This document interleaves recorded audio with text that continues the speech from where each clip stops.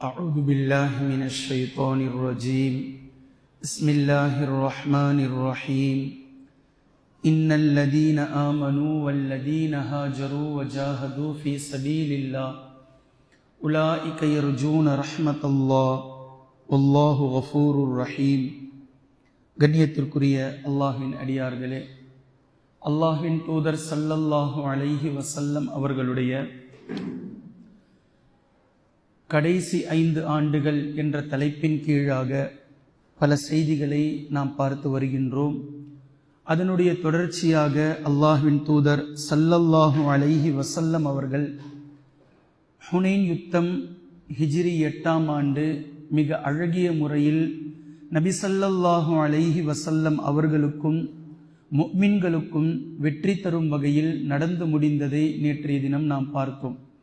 இது நடந்து முடிந்து நபி ஸல்லல்லாஹு அலைஹி வஸல்லம் அவர்கள் வந்ததற்கு பின்னால், இந்த செய்திக்கு பின்னால் பலதரப்பட்ட குழுவினர்கள் அல்லாஹ்வின் தூதர் ஸல்லல்லாஹு அலைஹி வஸல்லம் அவர்களிடத்திலே வந்து இஸ்லாத்தை தழுவிக்கொண்டு இருந்த வண்ணம் இருந்தார்கள். அதே போன்று நபி அவர்களும் இந்த முக்கியமான காலகட்டத்தில் ஒரு சில நடவடிக்கைகளை மிக தெளிவாக எடுத்தார்கள். ஒரு பக்கம் தாவா செய்வதற்காக சில குழுக்களை அல்லாஹ்வின் தூதர் ஸல்லல்லாஹு அலைஹி வஸல்லம் அவர்கள் அனுப்பி வைத்தார்கள். இன்னும் சில இடங்களில் யார் வம்பர்களாக இருக்கிறார்களோ, பிரச்சனைகளை செய்து கொண்டே இருக்கிறார்களோ, அவர்களை அடக்குவதற்காக சில குழுக்களை நபி அவர்கள் அனுப்பி வைத்தார்கள். அதே போன்று மிக முக்கியமாக யார் இஸ்லாத்தை ஏற்றுக்கொண்டார்களோ, அவர்கள் சுற்றுப்புறத்தில் வசிக்கிறார்கள், அவர்களிடத்திலே ஜகாத்தை வசூல் செய்வதற்காக சஹாபாக்களை மிக அழகாக ஒரு தலைமைத்துவம் நியமித்து நபி அவர்கள் அனுப்பி வைத்தார்கள். இப்போ இந்த கான்செப்ட் இன்று இல்லாமல் போயிடுச்சு. ஜகாத் வசூலிக்க செல்பவர், இவர்களைத்தான் அல்லாஹு தாலா குர்ஆனில் 8 நபர்களுக்கு ஜகாத்தை கொடுக்கலாம், அதில் ஒருவர் ஒரு ஆமிலீன அலைஹா என்று பேசுகின்றான். ஜகாத்தை வசூலிப்பவர். இப்போ நபி ஸல்லல்லாஹு அலைஹி வஸல்லம் அவர்கள் இவர்களை நியமிக்கிறார்கள். ஒவ்வொரு சஹாபாக்களை ஒவ்வொரு கோத்திரத்தார்களிடத்தில் அனுப்பி வைக்கிறார்கள். ஆமிலீன அலைஹா இவர்கள் நபி அவர்களுடைய அரசாங்கத்திற்கு கீழாக ஜகாத்தை வசூல் செய்யக்கூடிய பொறுப்பாளிகள். இவர்கள் செல்வார்கள். எந்தெந்த நபர்களெல்லாம் செல்வங்களை, கால்நடைகளை, விவசாயங்களை வைத்திருக்கிறார்களோ அவர்களிடத்தில் சென்று ஒட்டுமொத்த உங்களுடைய சொத்துக்களையும் கணக்கு காட்டுங்கள் என்று கேட்டு வாங்குவார்கள். காமிக்க முடியுமா? இன்னைக்கு இன்று யாராவது கேட்கிறவங்க இருக்கிறாங்களா? இந்த மாதிரி இப்படி ஒரு பைத்துல் மாலும் இல்லை, இப்படி ஒரு ஹிலாஃபத் சிஸ்டமும் இல்லை, ஹலீஃபாக்களுக்கு கீழாக ஆமிலீன்களும் இல்லை. ஆனா நபி ஸல்லல்லாஹு அலைஹி வஸல்லம் அவர்கள் மிக அழகானதொரு ஏற்பாட்டை ஏற்படுத்தினார்கள். இவர்கள் செல்வார்கள், அவர்களுடைய சொத்துக்களை இந்த ஆமிலீன் அலைஹா, நபி அவர்களுக்கு கீழாக வந்திருக்கக்கூடிய இந்த பொறுப்புதாரிகள், இவர்கள் கணக்கு பார்ப்பார்கள். எவ்வளவு ஆடு வச்சிருக்கிறீங்க காமிங்க, எவ்வளவு ஒட்டகம் இருக்கு காமிங்க, எவ்வளவு உங்களுடைய சொத்துக்கள் இருக்கு காமிங்க, எவ்வளவு ஊக்கியாக்கள் இருக்கு, வெள்ளியில தீனார்ல எவ்வளவு தங்கம் இருக்கு, ஒட்டு மொத்தத்தையும் இவர்கள் கணக்கு பார்த்து விட்டு, இப்படியானால் நீங்கள் இந்த ஒரு வருடத்திற்கு இவ்வளவு ஜகாத்தை தர வேண்டும் என்று சொல்லியதோடு அவர் அந்த ஜகாத்தை அவரிடத்தில் ஒப்படைத்து விடுவார். எவ்வளவு அழகான சிஸ்டம் பாருங்க. இன்னும் மிக முக்கியமாக, எவர்கள் இஸ்லாத்தை தழுவாமல் நபி ஸல்லல்லாஹு அலைஹி வஸல்லம் அவர்களிடத்தில் ஒப்பந்தம் செய்தவர்களாக இருக்கிறார்களோ, அப்படிப்பட்ட முஷ்ரிக்கீன்களிடத்தில், குஃபார்களிடத்தில் ஜிஸ்யா வசூல் செய்வதற்காக நபி அவர்கள் அனுப்பினார்கள். அலி இப்னு அபி தாலிப் ரலியல்லாஹு அன்ஹு அவர்கள் ஜகாத்தை வசூலிப்பவராகவும் சென்றார்கள், ஜிஸ்யாவை வசூல் செய்பவராகவும் சென்றார்கள். 2 பொறுப்புகளையும் நபி அவர்கள் ஒரே சஹாபியிடத்திலும் கொடுத்து அனுப்பினார்கள். இன்னைக்கு பார்க்க முடியுமா இதை? நபி ஸல்லல்லாஹு அலைஹி வஸல்லம் அவர்கள் முஸ்லிம்களிடத்தில் ஜகாத், முஸ்லிம் அல்லாதவர்களிடத்தில் ஜிஸ்யா, டாக்ஸ் வசூல் செய்தார்கள். இந்த மண் இஸ்லாமிய மண், இங்கு முஸ்லிம்களுடைய ரூலிங் தான் நடைமுறை ஆகும். ஒருவேளை நீங்கள் உங்களுடைய மதஹபின் அடிப்படையில் வாழ்வீர்களேயானால் வாழ்ந்து கொள்ளுங்கள், பட் எங்களோடு ஒப்பந்தம் செய்து கொள்ளுங்கள், எங்களுக்கு எதிராக நீங்கள் நடக்க மாட்டீர்கள், எல்லா நல்லது கெட்டதிலும் எங்களோடு நீங்கள் இருக்க வேண்டும், பிளஸ் வருடா வருடம் நீங்கள் எங்களுக்கு டாக்ஸ் பே பண்ணணும், ஜிஸ்யா நீங்கள் எங்களுக்கு கொடுத்தாக வேண்டும். இதற்காகவும் அல்லாஹ்வின் தூதர் ஸல்லல்லாஹு அலைஹி வஸல்லம் அவர்கள் சஹாபாக்களை அனுப்பி வைத்தார்கள். இது ஹிஜ்ரி 9ஆம் ஆண்டு. இந்த நேரத்தில் நபி ஸல்லல்லாஹு அலைஹி வஸல்லம் அவர்கள் மிக தெளிவாக இந்த நடைமுறைகளை எல்லாம் செய்து அனுப்பினார்கள்.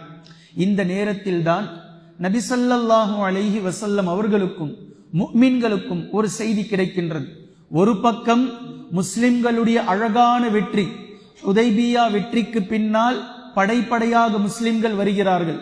இரண்டாவது மக்கா வெற்றிக்கு பின்னால் இஸ்லாத்தில் வந்து மக்கள் சேர்வது இன்னும் அளவுக்கு அதிகமாக கூட்டம் கூட்டமாக மாறியது. இப்போது இந்த நேரத்தில் ஒரு திடுக்கிடக்கூடிய செய்தி வருகின்றது. முஅத்தா என்ற போரில் முஸ்லிம்களிடத்தில் 2 லட்சம் மக்கள் 3000 நபர்களோடு மோதி சமாளிக்க முடியாமல் சிலர்கள் செத்து மடிந்தார்கள், சிலர்கள் வெருண்டோடினார்கள். இப்போது அவர்களுக்கு இந்த காழ்ப்புணர்வு, குரோதம் மிக அளவுக்கு அதிகமாக இருந்து வந்தது, படு பயங்கரமாக இருந்து வந்தது. எப்படி நம்ம ரோமாபுரி பேரரசு வல்லரசாக நாம் இதுவரைக்கும் திகழ்ந்து கொண்டிருந்தோம். ஆனால் நேற்று முளைத்த காலானிடத்தில், முஸ்லிம்களிடத்தில் அவர்களும் வெறும் 3000 நபர்கள், நாம் 2 லட்சம் மக்களாக சென்றும் அவர்களோடு நம்மால் மோத முடியவில்லையே என்று அசிங்கப்பட்ட அந்த அசிங்கம், அவர்களின் மீது முஸ்லிம்கள் காரி துப்பிய எச்சிலுடைய ஈரம் காயவே இல்லை அவர்களுக்கு. அவர்களால் இது தாங்கிக் கொள்ள முடியல, சகித்துக் கொள்ள முடியல. இது எப்படி சாத்தியம்? இதற்கு என்றாவது ஒரு நாள் மீண்டும் நாம் படையெடுத்து படையோடு கிளம்பி சென்று முஸ்லிம்களை அழித்தே ஆக வேண்டும். நாம் இழந்த பெயரை சுற்றி இருக்கக்கூடிய மக்களிடத்தில் நாம் மீண்டும் பெற்றாக வேண்டும் என்று அவர்கள் கங்கணம் கட்டுக்கொண்டே இருந்தார்கள். சரியாக 1 வருடம் கழிந்தது. இப்போது அவர்கள் மீண்டும் தாம் ஒரு மிகப்பெரிய படை ஒன்றை தயார் செய்கிறார்கள் முஸ்லிம்களோடு மோதுவதற்காக. யார்? ரோமாபுரி பேரரசு, மிகப்பெரிய வல்லரசு, ஏகாதிபத்தியம் கொண்டிருக்கக்கூடிய மிகப்பெரிய இந்த வல்லரசு அன்றைய காலத்தில் மீண்டும் முஸ்லிம்களோடு மோதி தாங்கள் இழந்த பெயரை, தாங்கள் இழந்த அவமதிப்பை எப்படியாவது பெற்றாகிவிட வேண்டும் என்ற அடிப்படையில் முஸ்லிம்களிடத்தில் மோதிவிட வேண்டும் என்று மிகப்பெரிய ஒரு வல்லரசு அங்கு துவங்குகின்றது. அங்கிருந்து கிளம்பி வரப்போறாங்க. இந்த செய்தி மதீனாவிற்கு கிடைக்கின்றது. மதீனாவில் நன்கு விளங்கிக் கொள்ளுங்கள், உண்மையான முஸ்லிம்களும் இருக்கிறார்கள், அதே நேரத்தில் முனாஃபிகீன்களும் வாழ்ந்து கொண்டிருக்கிறார்கள். இப்போ முனாஃபிகீன்களுக்கு பயங்கர சந்தோஷம். பாப்பா எப்படியோ ஹைபர்ல அடி வாங்கினாங்க, ஹுனைன்ல பயங்கரமா நம்ம அசிங்கப்பட்டோம், இப்ப மறுபடியும் ரோம் பேரரசுகள் வருகின்றதே, இதாவது சரியான ஒரு விஷயமாக முஸ்லிம்களை அழிப்பதற்காக நமக்கு அமையும். நாம் எப்படியாவது அவர்களோடு சேர்ந்து கொள்ளலாம், அவங்களுக்கு ஏதாவது நம்ம தரப்பில் இருந்து உதவி செய்யலாம் அப்படின்னு சொல்லி முனாஃபிகீன்கள் இங்கு நினைத்து கொண்டு இருக்கிறார்கள். இப்போ முனாஃபிகீன்கள் செய்த இந்த காலகட்டத்தில் தான் நபி ஸல்லல்லாஹு அலைஹி வஸல்லம் அவர்களை எப்படியாவது கொன்றுவிட வேண்டும், எப்படியாவது கொன்றுவிட வேண்டும். நபி அவர்களை கொலை செய்து விட்டால் தலைமை இல்லாத இந்த கூட்டம் சிதறுண்டு போய்விடும் என்று அவர்கள் எப்போதுமே கனவு கண்டு கொண்டே இருந்தார்கள். இதற்காக அவர்கள் செய்யாத முயற்சிகள் அல்ல, அப்படி செய்த முயற்சிகளில் கடைசியாக அவர்கள் செய்த முயற்சிதான் ஒரு பள்ளிவாசலை கட்டினார்கள். பள்ளிவாசல் என்ற ஒரு பெயரில் ஒரு கட்டடத்தை கட்டினார்கள், இப்படியும் சொல்லலாம். இந்த பள்ளிவாசல் கட்டப்பட்டதற்கான நோக்கமே நபி அவர்களை கொன்றுவிட வேண்டும். இப்போ பள்ளிவாசலை கட்டி வச்சிட்டு நபி ஸல்லல்லாஹு அலைஹி வஸல்லம் அவர்களை எப்போதுமே அழைப்பார்கள். இந்த பள்ளிக்கு வாங்க, தொழுகை நடத்துங்க, இந்த பள்ளிக்கு வாங்க, தொழுகை நடத்துங்க. எப்படியாவது நபி அவர்கள் தொழுகையில் நிற்கும் போது முஃமின்களோடு நாமும் சேர்ந்து கொண்டு நபி ஸல்லல்லாஹு அலைஹி வஸல்லம் அவர்களை கொன்றுவிடலாம் என்ற எண்ணத்தில் இந்த பள்ளிவாசலுக்கு எப்போதும் அழைத்தே வந்தார்கள். ஆனா நபி அவர்களுக்கு இந்த கட்டடத்தின் மீது ஒரு டவுட் இருந்துகிட்டே இருந்தது. ஒரு டவுட், ஒரு வித்தியாசமான ஒரு பார்வை இந்த கட்டடத்தின் மீது நபி அவர்களுக்கு இருந்தே வந்தது. நபி அவர்கள் அதற்கு செல்லாமலே இருந்தார்கள். கடைசியாக இப்போது ரோமாபுரி பேரரசை எதிர்ப்பதற்காக நபி அவர்கள் போறாங்களே, போயிட்டு வந்ததற்கு பிறகு அல்லாஹு தஆலா மடவென்ற குர்ஆனில் வசனங்களை இறக்கினான் நயவஞ்சகர்களை பற்றி. இந்த பள்ளிவாசலை முதல்ல இடிச்சு தள்ளுங்க, இந்த கட்டடத்தை இடித்து தள்ளுங்கள், இது தரைமட்டமாக்கப்பட வேண்டியது, இது முஸ்லிம்கள் தொழுவதற்காக கட்டப்பட்ட பள்ளிவாசல் அல்ல. கட்டப்படும் போதே நபி ஸல்லல்லாஹு அலைஹி வஸல்லம் அவர்களை தீர்த்து கட்ட வேண்டும் என்பதற்காக கட்டப்பட்ட முனாஃபிகீன்களுடைய கட்டடம் இது. முனாஃபிகீன்கள் தங்களுடைய நயவஞ்சக பழியை, வஞ்சகத்தன்மையை நிறைவேற்றிக் கொள்ள வேண்டும் என்பதற்காக கட்டப்பட்ட விஷயம். சோ இந்த இடம் நல்லா உன்னிப்பா கவனிக்கணும். இது முஃமின்களால் கட்டப்பட்ட பள்ளிவாசல் அல்ல, கட்டடம் அல்ல, முனாஃபிகீன்களால் கட்டப்பட்ட கட்டடம். இததான் இன்னைக்கு ஒரு சாரார் எடுத்து வச்சுக்கிட்டு அல்லாஹ் தஆலா குர்ஆன்ல சொல்றான் பாத்தீங்களா, நபி அவர்களே நீங்க அந்த பள்ளிக்கு போகாதீங்க, சோ நீங்க இந்த பள்ளிக்கு போகாதீங்க. எந்த பள்ளிக்கு? எந்த பள்ளியில அல்லாஹ்வை வணங்குவதற்காக கட்டப்பட்டு இன்னைக்கு இருக்குதோ இந்த பள்ளியெல்லாம் காட்டுறாங்க. இது இவங்களுடைய பள்ளி, அது அவங்களுடைய பள்ளி. அந்த மாதிரி ஒரு பள்ளி இந்த உலகத்திலே இல்லை. இப்போ இன்றைய டேட்ல, இன்னைக்கு தேதியில முனாஃபிகீன்கள் அன்னைக்கு கட்டினாங்களே ஒரே ஒரு கட்டடம் தான், சும்மா 4 பள்ளிவாசல் 5 பள்ளிவாசல்லாம் இல்ல, ஒரே ஒரு கட்டடம். நபி ஸல்லல்லாஹு அலைஹி வஸல்லம் அவர்களை தீர்த்து கட்டுவதற்காக கொலை செய்து விட வேண்டும் என்பதற்காக கட்டப்பட்ட கட்டடம். அதை அல்லாஹ்வே நபி அவர்களுக்கு காட்டிவிட்டான். அந்த பள்ளிக்கு நீங்கள் செல்லக்கூடாது, அங்கு போகக்கூடாது, அது பள்ளிவாசலே கிடையாது, அதை நீங்கள் இடித்து தரைமட்டமாக்க வேண்டும். ஆனா அதை வச்சுக்கிட்டு இன்று இருக்கக்கூடிய பள்ளிவாசல்களை, இதுல ஒரு நாள் நான் ஆச்சரியப்பட்டு போனேங்க. ஒரு கேள்வி கேட்கிறாங்க ஒரு சகோதரி. என்ன கேள்வி கேட்கிறாங்கன்னா, நீங்க ஏற்கனவே சொல்லி இருக்கிறீங்களே இதெல்லாம் பள்ளிவாசல் இல்ல பள்ளிவாசல் இல்ல அப்படின்னு சொல்லி இருக்கிறீங்களே, அந்த பள்ளிவாசலில் சொல்லப்படக்கூடிய பாங்குக்கு நாங்கள் பதில் சொல்லலாமான்னு கேட்கிறாங்க. நஊது பில்லாஹி மின் தாலிக். எவ்வளவு தூரத்துல போய் நிக்கிறாங்க பாத்தீங்களா மக்கள், எங்க போயிட்டாங்க பாருங்க. இது பள்ளிவாசல் இல்லைன்னு சொல்லிட்டீங்க, அப்ப அந்த பள்ளிவாசலில் அல்லாஹ் அக்பர் என்று பாங்கு அழைப்பு விடுக்கப்படுகின்றது. இந்த பாங்குக்கு நாங்கள் பதில் சொல்லலாமா? நானும் ஆர்வத்தோடு பார்க்கிறேன். சரி, என்னதான் பதில் சொல்ல போறாருன்னு பார்ப்போமே. ஆனா எனக்கு 99% நம்பிக்கை இருந்தது, எங்க பாங்குக்கு போய் என்னங்க இருக்கு?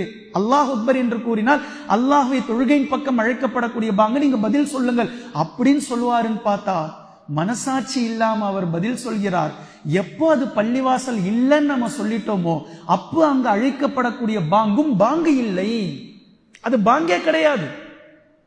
பதில் சொல்றாருங்க தாயி, அது பள்ளிவாசலும் இல்லை, அது பாங்கும் இல்லை.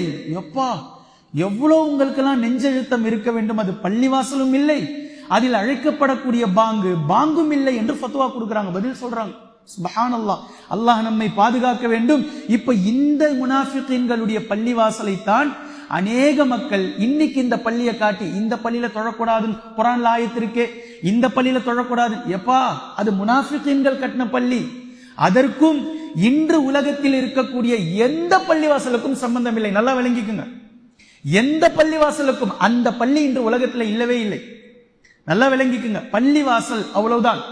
கபரிஸ்தான்ல போய் மேல நின்றுகிட்டு அல்லது மலம் ஜலம் கழிக்கக்கூடிய இடத்தை தவிர ஏனைய எல்லா இடங்களும் உங்களுக்கு தொழுவதற்காக அனுமதி வழங்கப்பட்டிருக்கிறது என்பதை நீங்கள் நன்கு விளங்கிக் கொள்ளலாம். தாராளமாக உங்களுடைய வணக்கத்தை நீங்கள் அல்லாஹுக்காக செலுத்தலாம். ஹைர், அல்ஹம்துலில்லாஹ்.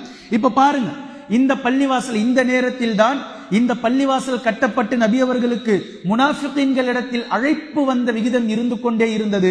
நபி அவர்கள் அங்க போகவே இல்லை. இப்ப சப்ஜெக்ட் வாங்க. இதே நேரத்தில் தான் ரோமாபுரி பேரரசு மன்னர்களோடு மிகப்பெரிய ஒரு படை முஸ்லிம்களை தாக்குவதற்காக தயாராகி கொண்டிருக்கின்றது என்ற இந்த செய்தி சஹாபாக்களுக்கு கிடைத்தது. கிடைத்திருக்கக்கூடிய அலசல் புலசலான இந்த செய்தியினுடைய இதே நேரத்தில் நபி ஸல்லல்லாஹு அலைஹி வஸல்லம் அவர்களுடைய குடும்ப வாழ்க்கையில் இன்னொரு நிகழ்வும் நடந்திருந்தது. நான் இன்று முதல் 1 மாத காலம் என் மனைவியிடத்தில் நெருங்க மாட்டேன் என்று ஏதோ ஒரு காரணத்திற்காக நபி அவர்கள் சத்தியம் செய்திருந்தார்கள். இது அவங்களுடைய பர்சனல் விஷயம், நல்லா விளங்கிக்குங்க. ஏதோ ஒரு காரணத்திற்காக நான் என்னுடைய குடும்ப மனைவியிடத்தில் நான் செல்ல மாட்டேன் என்று நபி ஸல்லல்லாஹு அலைஹி வஸல்லம் அவர்கள் சத்தியம் செய்துவிட்டு தங்களுடைய மனைவிமார்களை விட்டு தங்களுடைய படுக்கையை தங்களுடைய பரணியிலே அமைத்துக் கொண்டார்கள். இந்த செய்தியும் சஹாபாக்களுக்கு போகுது. சஹாபாக்களுக்கு எப்படி போகுது? நபி அவர்கள் தங்களுடைய மனைவிமார்களை தலாக் சொல்லிவிட்டார்கள் அப்படின்னு போகுது. இப்போ இது அப்படியே பரவுது மதீனா ஃபுல்லா. நபி அவர்கள் தங்களுடைய மனைவி எல்லாரையும் தலாக் சொல்லிட்டாங்களே, என்ன ஆச்சு ஏதாச்சு?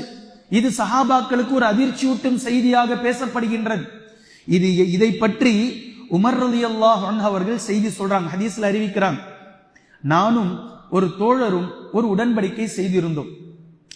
இப்போ சொல்லப்படக்கூடிய இன்றைய பயானுடைய செய்திகளில் எத்தனை செய்திகள் நமக்கு பொக்கிஷமாக கிடைக்குதுன்றத பாருங்க. நானும் ஒரு அன்சாரி தோழரும் எப்போதுமே நண்பர்களாக இருந்தோம். Dearest friend. அதாவது உமர் ரலியல்லாஹு அன்ஹு அவர்கள் முஹாஜிர், அன்சாரி தோழரோடு டியரஸ்ட் ஃப்ரெண்டாக உமர் ரலியல்லாஹு அன்ஹு அவர்கள் இருந்தார்கள். ஒரு ஒப்பந்தம் 2 பேரும் போட்டு வச்சிருந்தாங்க. அந்த ஒப்பந்தம் என்ன அப்படின்னா, இல்மை தேடிய இந்த நிலையை பாருங்கள். கல்வி தேடுவதில் நமக்கு இன்னைக்கு எவ்வளோ பிரச்சனைகள் இருக்குது. கல்வியை தேடி ஒருபோதும் நாம் செல்றது கிடையாது. கல்வி எப்போல்லாம் அவர்களுக்கு தோதுவாக கிடைக்கிறதோ அப்போதெல்லாம் அது எடுப்பார்கள். உதாரணமா ஒரு மார்க்க அறிஞர் ஒரு கடைக்கு போறார் அப்படின்னா கடை ஓனர் அப்ப நிப்பாட்டி வச்சுக்கிட்டு பேசுவார். ஒரு நிமிஷம் ஒரு டவுட் கேட்டுக்கிறேன். அந்த டவுட்டை கேட்க நீங்க அவங்களுடைய வீட்டுக்கு போங்களேன். அவர் எப்போ ஃப்ரீயா இருக்கிறாருன்னு கேட்டு இவர் கடைக்கு போயிருப்பார். அந்த நேரத்தில் அவர் டவுட்டை கேட்பார். ஏன்னா அவருக்கு டைம் இல்லை, இவர் வெட்டியா இருக்கிறவர். இதுதான பார்வை. கடைக்கு போயிருக்கும் போது அவர் இவர்கிட்ட டவுட் கேட்பார். இப்போ இல்மை தருபவர்களிடத்தில் நீங்கள் செல்லுங்கள். இதை மாற்றி அமைக்க வேண்டும். மூசா அலைஹிஸ்ஸலாம் ஹதீர் அலைஹிஸ்ஸலாம் கிட்ட போனாங்க. ஹதீர் அலைஹிஸ்ஸலாமை அல்லாஹ் தஆலா மூசா அலைஹிஸ்ஸலாம் கிட்ட அனுப்பல. ஏன்? கல்வி எங்கு இருக்கிறதோ அவரை தேடி நீங்கள் செல்ல வேண்டும் என்பது இஸ்லாத்தினுடைய அடிப்படை விதி. இப்போ உமர் ரலியல்லாஹு அன்ஹு அவர்கள் கல்வியை எப்படி தேடி இருக்கிறாங்க பாருங்க. எனக்கு ஒரு டியர் ஃப்ரெண்டு இருந்தார், அவரோடு நான் ஒப்பந்தம் போட்டு வைத்திருந்தேன். நபி ஸல்லல்லாஹு அலைஹி வஸல்லம் அவர்களிடம் இருந்துதான் நமக்கு கல்விகள் கிடைத்து கொண்டிருக்கின்றது. இப்போ அதே நேரத்தில் நமக்கு குடும்பமும் இருக்குது. இந்த குடும்பத்திற்கு தேவையான சகல விஷயத்தையும் நாம் பார்க்க வேண்டும், கல்வியையும் நாம் எடுக்க வேண்டும். இது ரெண்டுமே ரொம்ப கஷ்டமா இருக்குது. அதனால நமக்குள்ள ஒரு டீல் போட்டுக்கலாம், ஒரு அக்ரிமெண்ட் பண்ணிக்கலாம். என்ன அப்படின்னா, ஒரு நாள் நபி ஸல்லல்லாஹு அலைஹி வஸல்லம் அவர்களோடு நான் இருக்கிறேன் 24 hours. நீங்க என்ன பண்ணுங்க அப்படின்னா, வேலைக்கு போங்க, வியாபாரம் செய்ய போங்க. நீங்கள் வியாபாரம் செஞ்சுட்டு வந்ததற்கு பிறகு என்ன உங்களுடைய வியாபாரத்துல கூலி வந்ததோ அதுல பாதி எனக்கு கொடுத்துருங்க. நான் நபி அவர்களோடு இருந்த 24 மணி நேரத்தில் என்னவெல்லாம் கற்றேனோ அது எல்லாமே உங்களுக்கு நான் சொல்லி கொடுத்துறேன். எந்தெந்த ஆயத்து இன்னைக்கு இறங்குச்சு, நபி அவர்கள் என்னென்ன சொன்னாங்க, என்னென்ன நபி அவர்கள் கிட்ட இருந்து நான் கத்துக்கிட்டேன், எல்லாத்தையும் உங்களுக்கு சொல்லிடுறேன். மறாவது நாள் நீங்க நபி அவர்களோடு இருந்த 24 மணி நேரம் நான் வியாபாரத்துக்கு போறேன், போயிட்டு வந்ததற்கு பின்னாடி என்ன லாபம் கிடைக்குதோ அதுல பாதி உங்ககிட்ட நான் கொடுத்துறேன். நீங்க என்ன செய்யுங்க, நபி அவர்களோடு இருந்த 2வது நாளினுடைய 24 மணி நேரத்தில் என்னென்ன ஆயத்து இறங்கியது, என்னென்ன நபி அவர்கள் செய்திகளை கொடுத்தார்கள், என்னென்ன ஹதீஸ், எல்லாவற்றையும் எனக்கு நீங்கள் கற்றுக் கொடுத்து விடுங்கள். எவ்வளவு விஷயம், எவ்வளவு பெரிய கல்வியின் மீது ஆர்வம் கொண்ட ஆர்வத்தை பாருங்கள் உமர் ரலியல்லாஹு அன்ஹு அவர்களுக்கு. ஒரு நாள் தன்னுடைய லாபத்தை இழந்து கல்வியை கற்ற அவர்கிட்ட சொல்லி அவர்கிட்ட இருந்து கிடைக்கிறதுல பாதி போதும். மறாவது நாள் நான் போறேன், நான் சம்பாதிக்கிறதுல பாதி உங்களுக்கு கொடுத்துறேன், நபி அவர்களிடம் இருந்து கற்ற இல்மை எனக்கு கொடுங்கள். இந்த டீல். இப்போ இந்த நபி தோழர் ஒரு நாள் திடீரென்று என் கதவை தட்டினார். ஒரு நாள் நைட் என்னுடைய வாசக்கதவை தட்டினார். அப்போ நான் கதவை திறந்து பார்த்தேன். நான் தூக்க கலக்கத்துல இருந்தேன். உமர் ரலியல்லாஹு அன்ஹு அவர்கள் சொல்றாங்க, நான் தூக்க கலக்கத்துல இருந்தேன். கதவை திறந்து பார்த்தால் இந்த என்னுடைய அக்ரிமெண்ட்ல இருக்கிற என்னுடைய நண்பர். அப்போ நான் கேட்டேன். அவர் சொன்னாரு, பயங்கரமான ஒரு ஆச்சரியமான செய்தியை உங்ககிட்ட கொண்டுட்டு வந்திருக்கிறேன், அதிர்ச்சி ஊட்டும் தகவல். அப்போ நான் கேட்டேன், ரோம் அந்த படை வந்துருச்சா மதீனாவுக்குள்ள அப்படின்னு நான் கேட்டேன். அப்போ பொழுதனைக்கும் மக்களுடைய முஃமின்களுடைய சிந்தனையில் இதுவே இருந்து வந்தது, எப்போ வேணாலும் அந்த படை வரும் என்று நான் கேட்டேன். அப்போ அவர் சொன்னார், இல்லை, வேறு ஒரு அதிர்ச்சியூட்டும் தகவல், நபி ஸல்லல்லாஹு அலைஹி வஸல்லம் அவர்கள் தங்களுடைய மனைவிமார்களை தலாக் சொல்லிவிட்டார்களாம் என்ற செய்தியை உங்களுக்கு நான் கொண்டு வந்திருக்கிறேன். ஆக மொத்தம் இந்த செய்தியில் இருந்து நமக்கு கிடைக்க பெறுவது, இந்த செய்தி எப்போது ரோமர்கள் வரப்போகிறார்கள் என்ற தகவல் கிடைத்ததோ எப்போதும் அதை பற்றிய சிந்தனையாகவே முஃமின்கள் இருந்தார்கள். ஏன் அப்படின்னா, நான் மீண்டும் சொல்றேன், ஏற்கனவே முஅத்தா என்ற போருக்கு முன்னால் சொன்னேன், அரபுகளிடத்தில் சஹாபாக்கள் சென்று மோதுவது என்பது ஒரு விதமானது. ஆனால் ரோமாபுரி அந்த மக்களோடு சென்று மோதுவது என்பது புதியது. அதற்கு இன்னும் நன்கு பயிற்சி எடுக்க வேண்டும். நிறைய விஷயங்கள் அதில் இருக்குது, நுட்பங்கள், நுணுக்கங்கள். அந்த போர்க்களம், அவர்களுடைய விஷயங்கள் எல்லாம், போர் யுக்திகள் எல்லாம் வேறு மாதிரியாக இருக்கும். அப்போ அந்த கிரவுண்ட் ரியாலிட்டியில ஃபார்முக்கு இன்னும் சஹாபாக்கள் வரல. என்றாலும் அல்லாஹ்வின் மீது நம்பிக்கையோடு முஅத்தா என்ற போர் 3000 நபர்கள் ஈமானோடு 2 லட்சம் மக்களோடு மோதி அல்லாஹ்வினுடைய மாபெரும் கிருபையால் வெற்றி பெற்று வந்தார்கள்.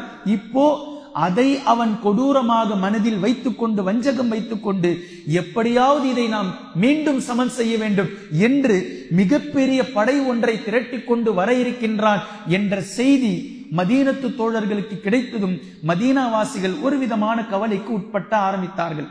எப்போது வேண்டுமானாலும் மதீனாவின் மீது அவன் வருவான், என்ன நடக்குமோ, எப்படி வரப்போறான்னு தெரியல, அவன் வல்லரசு, அவன் மிகப்பெரிய வல்லரசாக இருப்பவன் என்ற செய்தி வந்து கொண்டே இருக்கின்றது. இந்த நேரத்தில் ஷாம் தேசத்திலிருந்து ஜெய்தூன் எண்ணெயை விற்பதற்காக மதீனாவிற்கு சில குழுவினர்கள் வந்திருந்தார்கள். அவர்கள் வரும் வழியில் பார்த்த செய்திகளை சொன்னார்கள். ஹிர்கல் என்ற மன்னன் 40,000 வீரர்களை திரட்டி கொண்டு மேலும் ரோமாபுரி மக்களோடு லக்கூம் அதே போன்று ஜுத்தாம் என்று சொல்லக்கூடிய ஒரு அரபு கோத்திர மக்கள் கிறிஸ்துவர்களாக மாறியிருந்தார்கள். இவர்கள் பேசிக்கலி அரபியர்கள், கிறிஸ்துவ மதத்தை தழுவி இருந்தார்கள். இவர்களையும் அழைத்து கொண்டு மதீனத்து தோழர்களை முஸ்லிம்களை எதிர்ப்பதற்காக பல்கா என்று சொல்லக்கூடிய ஒரு இடத்திலே முகாமிட்டு இருக்கின்றான். ரோமில் இருந்து அவன் கிளம்பி விட்டான் என்ற இந்த செய்தி ஷாமில் இருந்து வந்த வியாபார கூட்டத்தின் மூலம் சஹாபாக்களுக்கு கிடைத்ததும் சஹாபாக்களுக்கு அள்ளு விட்டுருச்சு. இன்னும் கொஞ்சம் அதிகமா கிளம்பிட்டானா இல்லையா, கிளம்ப போறான்ற செய்தியே சஹாபாக்களுக்கு ஒரு திடுக்கிடை செய்தியாக இருந்தது. கிளம்பி விட்டான், 40,000 வீரர்களோடு மிகப்பெரிய ஒரு பிரம்மாண்டமான படையோடு இங்கு வந்து நிற்கிறான், பல்காவிற்கு வந்திருக்கிறான் என்ற செய்தி கிடைத்ததும் முஸ்லிம்கள் என்ன செய்வதென்றே தெரியாமல் இருந்தார்கள். இப்போ நபி ஸல்லல்லாஹு அலைஹி வஸல்லம் அவர்களுக்கு இந்த செய்தி கிடைக்கின்றது. இப்போ நபி ஸல்லல்லாஹு அலைஹி வஸல்லம் அவர்கள் மதீனாவினுடைய நிலைகளை பார்க்கிறார்கள், மதீனாவினுடைய பூமியினுடைய நிலைகளை பார்க்கிறார்கள், மதீனத்து தோழர்கள் முஸ்லிம்களுடைய நிலைகளை பார்க்கிறார்கள். இந்த காலகட்டம் கடுமையான வெப்பநிலையான காலகட்டம், கடுமையான வெயில் காலம். இந்த வெயில் காலத்தில் பேரித்த பழங்கள் கொத்து கொத்தாக காய்த்து தொங்கிக் கொண்டிருக்கின்றது. இதை அறுவடை செய்ய வேண்டிய நேரம். இதே நேரத்தில் முனாஃபிகீன்கள் ஒரு பக்கம் எப்போது வேண்டுமானாலும் முஸ்லிம்களுக்கு எதிராக திரும்பி தங்களுடைய சூழ்ச்சிகளை வஞ்சகத்தை தீர்த்து கொள்வதற்காக தயார் நிலையில் இருக்கிறார்கள் என்பதும் நபி அவர்களுக்கு தெரியும். இப்போ முஸ்லிம்களுடைய நிலை கடுமையான வெயில் காலம், பேரித்த பழங்கள் அறுவடை செய்ய வேண்டிய காலம். இந்த நேரத்தில் எப்படி இருக்கும், என்ன நடக்கும் என்பதை நபி ஸல்லல்லாஹு அலைஹி வஸல்லம் அவர்கள் தீர்க்கமாக ஆழமாக யோசித்துக் கொண்டே இருந்தார்கள். அதே நேரத்தில் இங்கிருந்து ஒரு படை ஒன்றை கிளப்பிக் கொண்டு ரோம் என்ற மிகப்பெரிய அந்த வல்லரசு நாட்டிற்குள் நாம் நுழைந்தால் நாம் திரும்பி வர முடியாத அளவிற்கு அவர்களுடைய பிச்சு பயங்கரமா இருக்கும். ஏன்னா அவங்களுடைய ஊர். அதே நேரத்தில் அவர்களை நாம் இங்கேயே இருக்கலாம், அவர்கள் வந்தால் பார்த்து கொள்ளலாம் என்ற அடிப்படையில் ஏற்கனவே அஹ்ஸாப் ஹந்தக் என்ற யுத்தம் அகழி தோண்டிவிட்டு மதீனாவினுடைய எல்லைக்குள் இருந்து தங்களை தற்காத்துக் கொண்டார்களே, இந்த மாதிரி ஏதாவது செய்யலாம் அப்படின்னா இது ரோமர்களிடத்தில் செய்ய முடியாது. அவர்களை மதீனாவிற்குள் விட்டால் மதீனாவை நாசம் செய்து விடுவார்கள். இப்ப என்ன செய்யறது? ஒரே ஒரு ஆப்ஷன், ஒரே ஒரு வழிதான் இருக்கின்றது. எப்படியாவது முஃமின்களுடைய ஒரு படையை திரட்டி கொண்டு சென்று வழியில் இருக்கக்கூடிய ஒரு இடத்தில் ரோமாபுரி மன்னர்களோடு மோதுவதை தவிர வேறு எந்த வழியும் இல்லை என்பதை நபி ஸல்லல்லாஹு அலைஹி வஸல்லம் அவர்கள் தீர்க்கமாக யோசித்து முடிவு செய்து சஹாபாக்களுக்கு மத்தியில் போர் பிரகடனம் செய்தார்கள். இந்த போர் தான் தபூக் என்று சொல்லக்கூடிய மிகப்பெரிய போர்.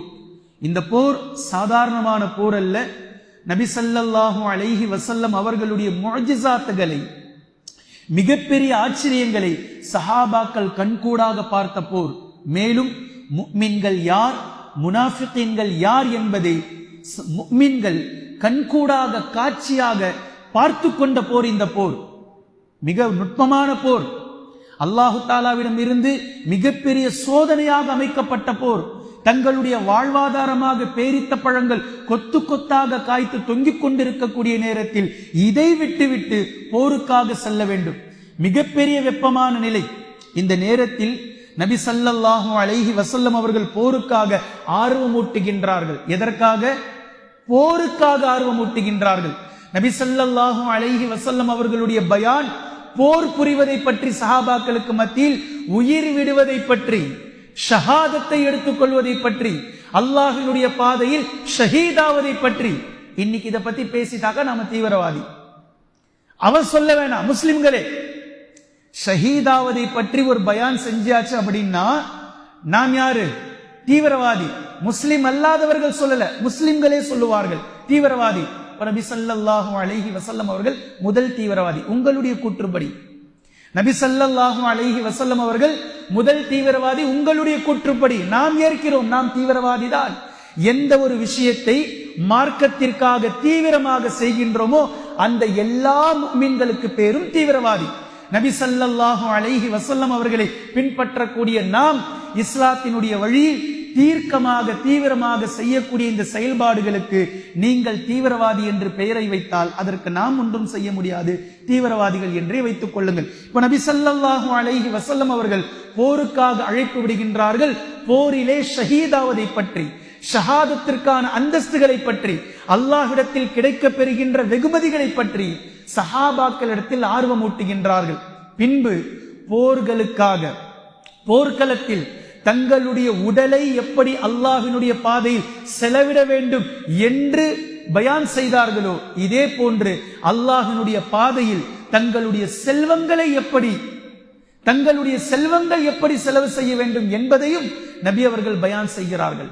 சதகாவை பற்றி, ஜகாத்தை பற்றி ஆர்வமூட்டுகின்றார்கள்.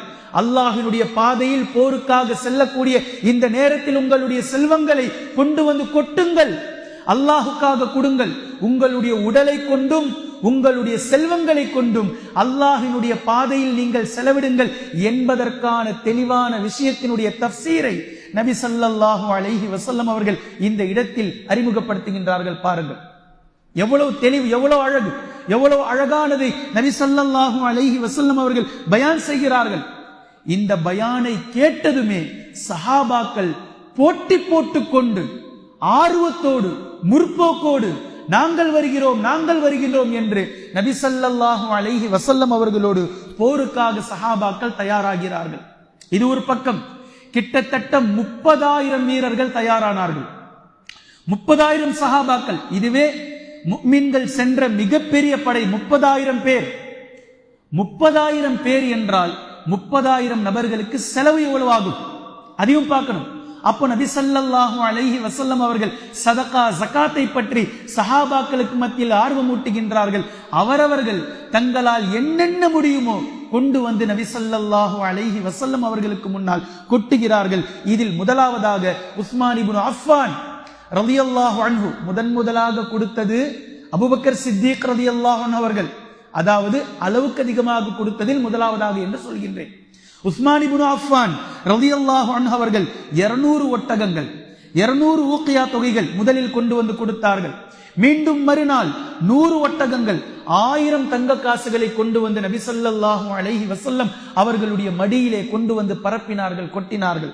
மறுபடியும் தங்களுடைய வியாபாரத்திற்காக ஷாமுக்காக செல்ல வேண்டிய வியாபார சந்தைக்காக வைத்திருந்த ஒட்டகங்களை எல்லாம் நபி ஸல்லல்லாஹு அலைஹி வஸல்லம் அவர்களிடத்தில் அந்த வியாபார பயணத்தை ரத்து செய்துவிட்டு சாமான்களோடு சகல வசதியோடு இருந்த ஒட்டகங்களை எல்லாம் கொண்டு வந்து அல்லாஹ்வின் தூதர் ஸல்லல்லாஹு அலைஹி வஸல்லம் அவர்களிடத்திலே இந்த தபூக் போருக்காக கொடுத்தார்கள். ஒட்டுமொத்தமாக 900 ஒட்டகங்களையும் 100 குதிரைகளையும் பலதரப்பட்ட தங்க நாணயங்களையும் வெள்ளிகளையும் அல்லாஹ்வின் தூதர் ஸல்லல்லாஹு அலைஹி வஸல்லம் அவர்களுடைய பாதையிலே அர்ப்பணித்தார்கள். அப்துர் ரஹ்மான் இப்னு அவுஃப் ரலியல்லாஹு அன்ஹு அவர்கள் 200 ஊக்கியாக்களை கொண்டு வந்து கொடுத்தார்கள்.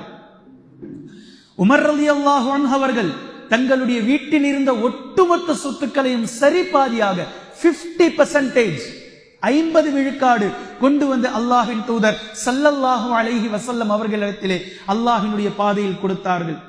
அபூபக்கர் சித்தீக் ரலியல்லாஹு அன்ஹு அவர்கள் இந்த ஈமானுக்குத்தான் ஒருபோதும் யாரும் ஈடாகிவிட முடியாது. தன்னிடத்தில் இருந்த ஒட்டுமொத்த செல்வங்களையும் சொத்துக்களையும் கொண்டு வந்து அல்லாஹ்வின் தூதர் ஸல்லல்லாஹு அலைஹி வஸல்லம் அவர்களிடத்திலே கொடுத்தார்கள்.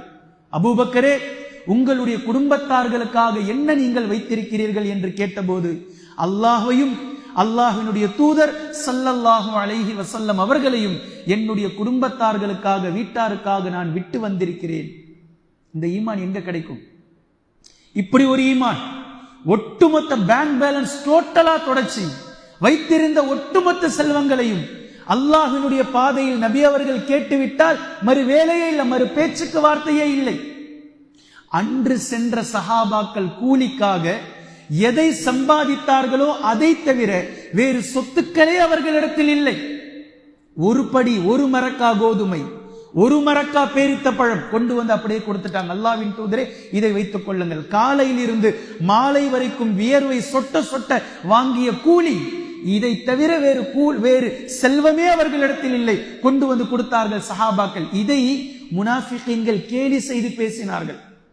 ஒரு நாள் சென்று சஹாபாக்கள் வேலை செய்து கிடைக்கக்கூடிய ஒரு மரக்கா ஒரு சா பேரித்த பழங்களை கொண்டு வந்து கொடுத்ததையெல்லாம் கேலி கிண்டல் செய்து பேசினார்கள். அதே போன்று உமர் ரலியல்லாஹு அன்ஹு, அப்பாஸ் இப்னு அப்துல் முத்தலிப் ரலியல்லாஹு அன்ஹு, தல்ஹா ரலியல்லாஹு அன்ஹு, சஅத் இப்னு உபாதா ரலியல்லாஹு அன்ஹு, முஹம்மது இப்னு மஸ்லமா ரலியல்லாஹு அன்ஹு தங்களுடைய செல்வத்தில் வீட்டில் என்னென்ன வைத்திருந்தார்களோ ஒட்டுமொத்தத்தையும் கொண்டு வந்து கொடுத்தார்கள். ஆசிப் இப்னு அதி ரலியல்லாஹு அன்ஹு அவர்கள் 90 வஸ்து பேரித்த பழங்களை கொண்டு வந்து கொடுத்தார்கள். இன்னைக்கு நம்ம அளக்கிற ஒரு படி மாதிரி அன்று இருந்த ஒரு மிகப்பெரிய படியில் 90 படிகளை பேரித்த பழங்களாக கொண்டு வந்து கொடுத்தார்கள். தானியங்களை கொண்டு வந்து கொடுத்தார்கள். இப்படி பலதரப்பட்ட விஷயங்களை சஹாபாக்கள் ஒவ்வொன்றாக கொண்டு வந்து கொடுத்தார்கள். அல்லாஹ் அவர்களுக்கு அருள் புரியட்டும் என்று நபி ஸல்லல்லாஹு அலைஹி வஸல்லம் அவர்கள் உஸ்மான் இப்னு அஃபான் ரலியல்லாஹு அன்ஹு அவர்களுக்கும் ஏனைய சஹாபாக்களுக்கும் துஆ செய்தார்கள். இப்போது சில சஹாபாக்கள் நபி அவர்களிடத்தில் வருகிறார்கள். இவர்கள் ஏழ்மை நிலைக்கும் கீழுள்ளவர்கள். ஏழ்மை நிலை என்று யாரை நாம் பேசுவோமோ, மிஸ்கீன் என்று நாம் யாரை சொல்வோமோ, மிஸ்கீன் என்ற இந்த நிலைக்கும் கீழானவர்கள் ஃபகீர் சஹாபாக்கள், ஒன்றுமே இல்லாதவர்கள். ஈமான் மாத்திரம் அவர்களிடத்தில் உண்டு. அல்லாஹ்வின் தூதர் ஸல்லல்லாஹு அலைஹி வஸல்லம் அவர்களிடத்திலே வந்தார்கள். அல்லாஹ்வின் தூதரே, உங்களோடு போருக்கு நாங்கள் வர வேண்டும், ஆனால் எங்களிடத்தில் கால்நடைகள் இல்லை, எங்ககிட்ட எதுவும் இல்லை, எங்களுக்கு நீங்க வாகன வசதி ஏற்பாடு செஞ்சு தரீங்களா? எங்களால முடியாது, நடந்து வர இயலாதவர்கள், பலவீனமானவர்கள், எங்களுக்கு வாகன வசதி செய்து தருகிறீர்களா? அல்லாஹ்வின் தூதர் ஸல்லல்லாஹு அலைஹி வஸல்லம் அவர்களிடத்தில் என்ன இருந்தது? நபி அவர்கள் அவர்களிடத்தில் அழகான பதிலை சொன்னார்கள். உங்களுடைய வருத்தம், உங்களுடைய ஆர்வம் எனக்கு புரிகின்றது, ஆனால் உங்களுக்கு கொடுப்பதற்கு அல்லாஹ்வின் தூதரிடத்தில் ஒன்றுமே இல்லையே. எப்படிப்பட்ட தலைவர், எப்படிப்பட்ட தொண்டர் என்பதை பாருங்கள். தலைவரிடத்தில் ஒன்றும் இல்லை, தொண்டர்களிடத்திலும் ஒன்றும் இல்லை.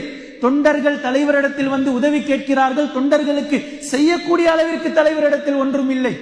இதை பதிலா சொல்றாங்க நபி அவர்கள், உங்களுக்கு தரக்கூடிய வசதி செய்யக்கூடிய அளவிற்கு என்னிடத்தில் ஒன்றும் இல்லையே. அந்த சஹாபாக்கள் அழுதவர்களாக சென்றார்கள். எப்படி போவது போருக்கு? நபி அவர்கள் அழைத்து விட்டார்கள், ஆனால் செல்வதற்கான எந்த சோர்ஸுமே அவர்களிடத்தில் இல்லை, ஒன்றுமே இல்லை. சென்றார்கள். இவர்களை பற்றி எல்லாம் அல்லாஹு தஆலா குர்ஆன்ல பேசுறான். இவர்களை பற்றி இது அப்படியே பேசுறான் அல்லாஹு தஆலா. அவர்கள் உங்களிடத்தில் வந்து வசதி வாய்ப்பை ஏற்படுத்தி தரும்படி கேட்டார்கள். நபியே, நீங்கள் அவர்களிடத்தில் ஒன்றும் இல்லை என்று கூறினீர்கள். சூரத்து தௌபாவை எடுத்து முழுவதுமாக மிக நிதானமாக படியுங்கள், டோட்டலா படியுங்க. சொல்ல போறக்கூடிய இந்த வசனங்களை எல்லாம் அல்லாஹு தஆலா கோட் பண்ணி பேசுறான். ஒன்றும் இல்லையே என்று நீங்கள் சொல்லி அனுப்பியதை அல்லாஹு தஆலா பார்த்து கொண்டிருந்தான். இந்த நேரத்தில் நபி ஸல்லல்லாஹு அலைஹி வஸல்லம் அவர்கள் இப்போது படை கிளம்ப தயாராகிவிட்டது. மதீனாவில் முஹம்மது இப்னு மஸ்லமா ரலியல்லாஹு அன்ஹு அவர்களை தங்களுடைய கலீஃபாவாக பிரதிநிதியாக நியமித்தார்கள். நபி அவர்கள் தங்களுடைய குடும்பத்தார்களுக்கு பிரத்யேகமாக அலி ரலியல்லாஹு அன்ஹு அவர்களை கலீஃபாவாக பிரதிநிதியாக நியமித்தார்கள். இது அப்படியே ஹிஜ்ரத்தோடு நீங்கள் ஒப்பிட்டு பார்க்கலாம். நபி ஸல்லல்லாஹு அலைஹி வஸல்லம் அவர்கள் இரவிலே கிளம்பும் போது அபூபக்கர் ரலியல்லாஹு அன்ஹு அவர்களை தன்னோடு அழைத்துக் கொண்டு நபி அவர்களுடைய படுக்கையில் அலி ரலியல்லாஹு அன்ஹு அவர்களை நியமித்தார்கள், படுக்க வைத்தார்கள். இன்று இரவு நீங்கள் இந்த படுக்கையிலே உறங்குங்கள், துஆ செய்து ஓதி ஊதினார்கள். அல்லாஹ்வினுடைய சாட்சியாக, அல்லாஹ்வினுடைய பொருட்டால் உங்களுக்கு ஒன்றுமாகாது என்று சொல்லிவிட்டு கிளம்பி சென்றார்கள். ஆனாலும் அலி ரலியல்லாஹு அன்ஹு அவர்களுடைய நிலையை இந்த இடத்தில் நீங்கள் நினைத்து பாருங்கள். நபி அவர்களுடைய படுக்கை நபி ஸல்லல்லாஹு அலைஹி வஸல்லம் அவர்களுடைய வீட்டை சுற்றி 12 நபர்கள் வாளை ஏந்தி கொண்டு எப்போது நபி அவர்கள் வெளியே வருவார்கள், சென்று நபி அவர்களை கொன்றுவிடலாம் என்று தாக்குவதற்காக நின்ற அந்த நாள், அந்த இரவு, அலி ரலியல்லாஹு அன்ஹு அவர்களுடைய மனம் எப்படி இருந்திருக்கும்? ஆனால் நபி ஸல்லல்லாஹு அலைஹி வஸல்லம் அவர்களுடைய பரந்த விரிந்த எண்ணம், எனக்காக ஒரு உயிர் போவதென்றால் என் குடும்பத்தில் இருந்து அது முதல் உயிர் போகட்டும். எவ்வளவு பெரிய விஷயம் பாருங்க. யாரையோ ஒருவரை நியமிப்பதல்ல, தனக்காக, இந்த தீனுக்காக ஒரு உயிர் போக வேண்டும் என்றால் தன்னுடைய குடும்பத்தைச் சேர்ந்தவர்களுடைய உயிர் முதலாவதாக போகட்டும். அபாயகரமான படுக்கை அன்றைய இரவு. அந்த படுக்கையில் அலி ரலியல்லாஹு அன்ஹு அவர்களை படுக்க வைத்தார்கள் அல்லாஹ்வின் தூதர் ஸல்லல்லாஹு அலைஹி வஸல்லம் அவர்கள். ஆனால் அன்றைய நாள் அலி ரலியல்லாஹு அன்ஹு அவர்களுடைய உறக்கம் மிக நிம்மதியான உறக்கம். நபி அவர்களுடைய படுக்கை அது. அதே போன்று இன்றைய நாள் தபூக் போருக்காக அல்லாஹ்வின் தூதர் ஸல்லல்லாஹு அலைஹி வஸல்லம் அவர்கள் கிளம்பும் போது தங்களுடைய குடும்பத்தார்களுக்காக அலி ரலியல்லாஹு அன்ஹு அவர்களை பிரத்யேகமான பிரதிநிதியாக நியமிக்கிறார்கள். படை கிளம்பி விட்டது, நியமித்து விட்டு புறப்படுகின்றது. 30,000 நபர்கள், 30,000 நபர்களை அழைத்துக் கொண்டு அல்லாஹ்வின் தூதர் ஸல்லல்லாஹு அலைஹி வஸல்லம் அவர்கள் கிளம்பி விட்டார்கள். இப்போ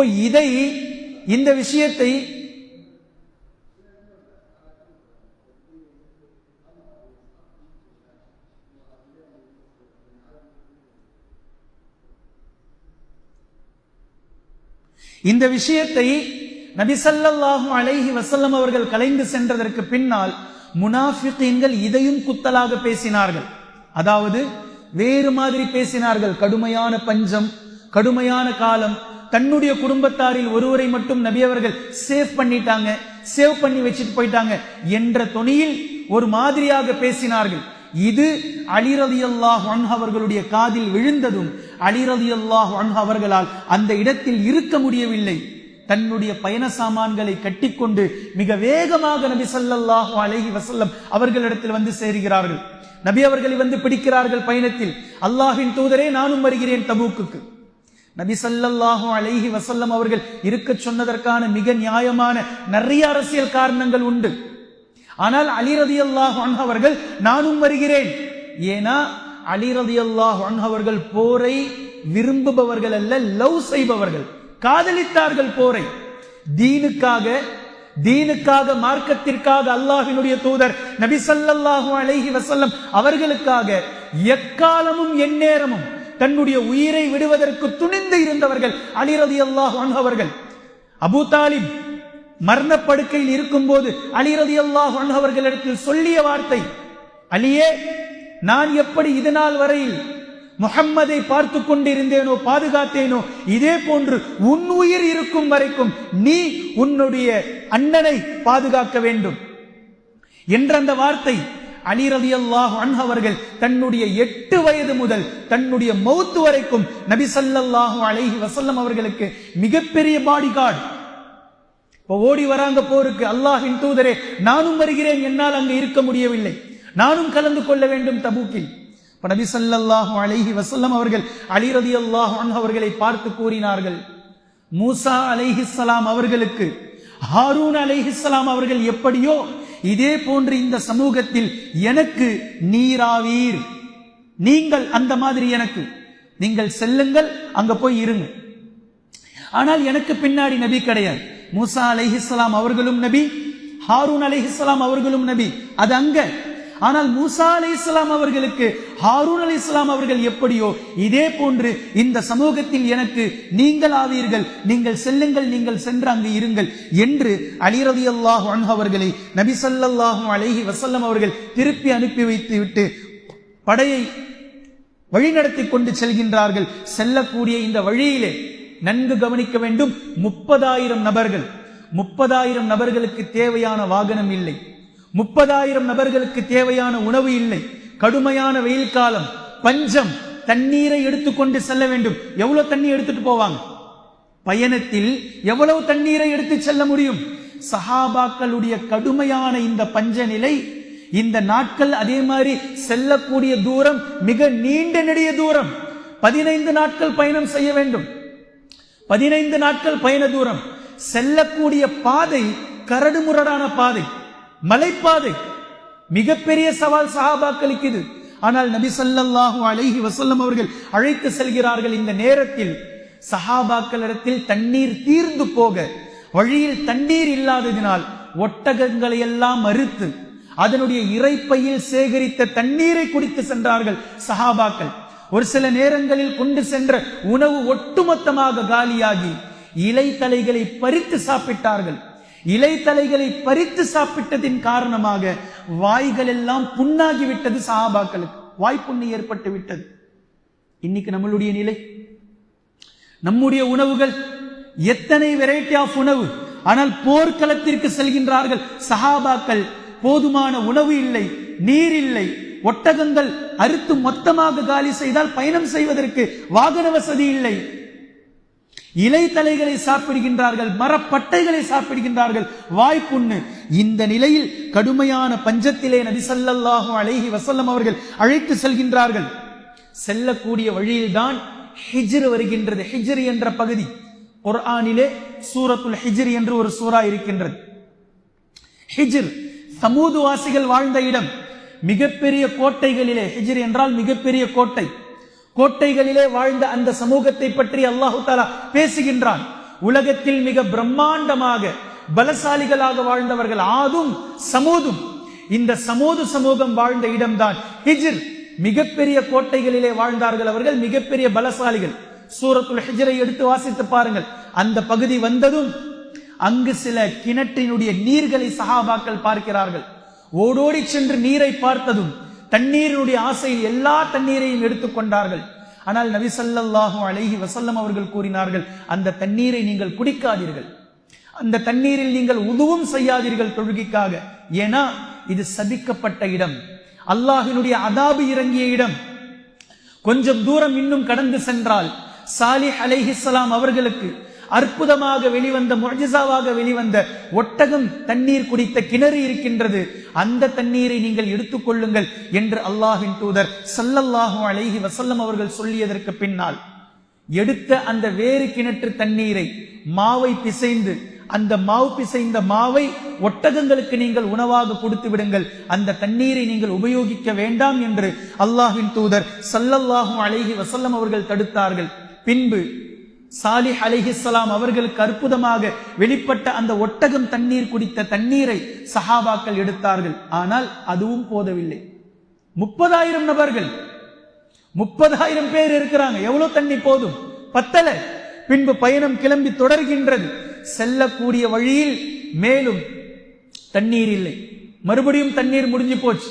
இப்போ சஹாபாக்கள் நபி ஸல்லல்லாஹு அலைஹி வஸல்லம் கிட்ட வராங்க, அல்லாஹ்வின் தூதரே தண்ணீர் இல்லை, என்ன செய்யறதுன்னு தெரியல, முடியல, பயங்கரமான தாகம், அல்லாஹ்விடத்திலே எங்களுக்காக இறைஞ்சுங்கள், பிரார்த்தனை செய்யுங்கள்.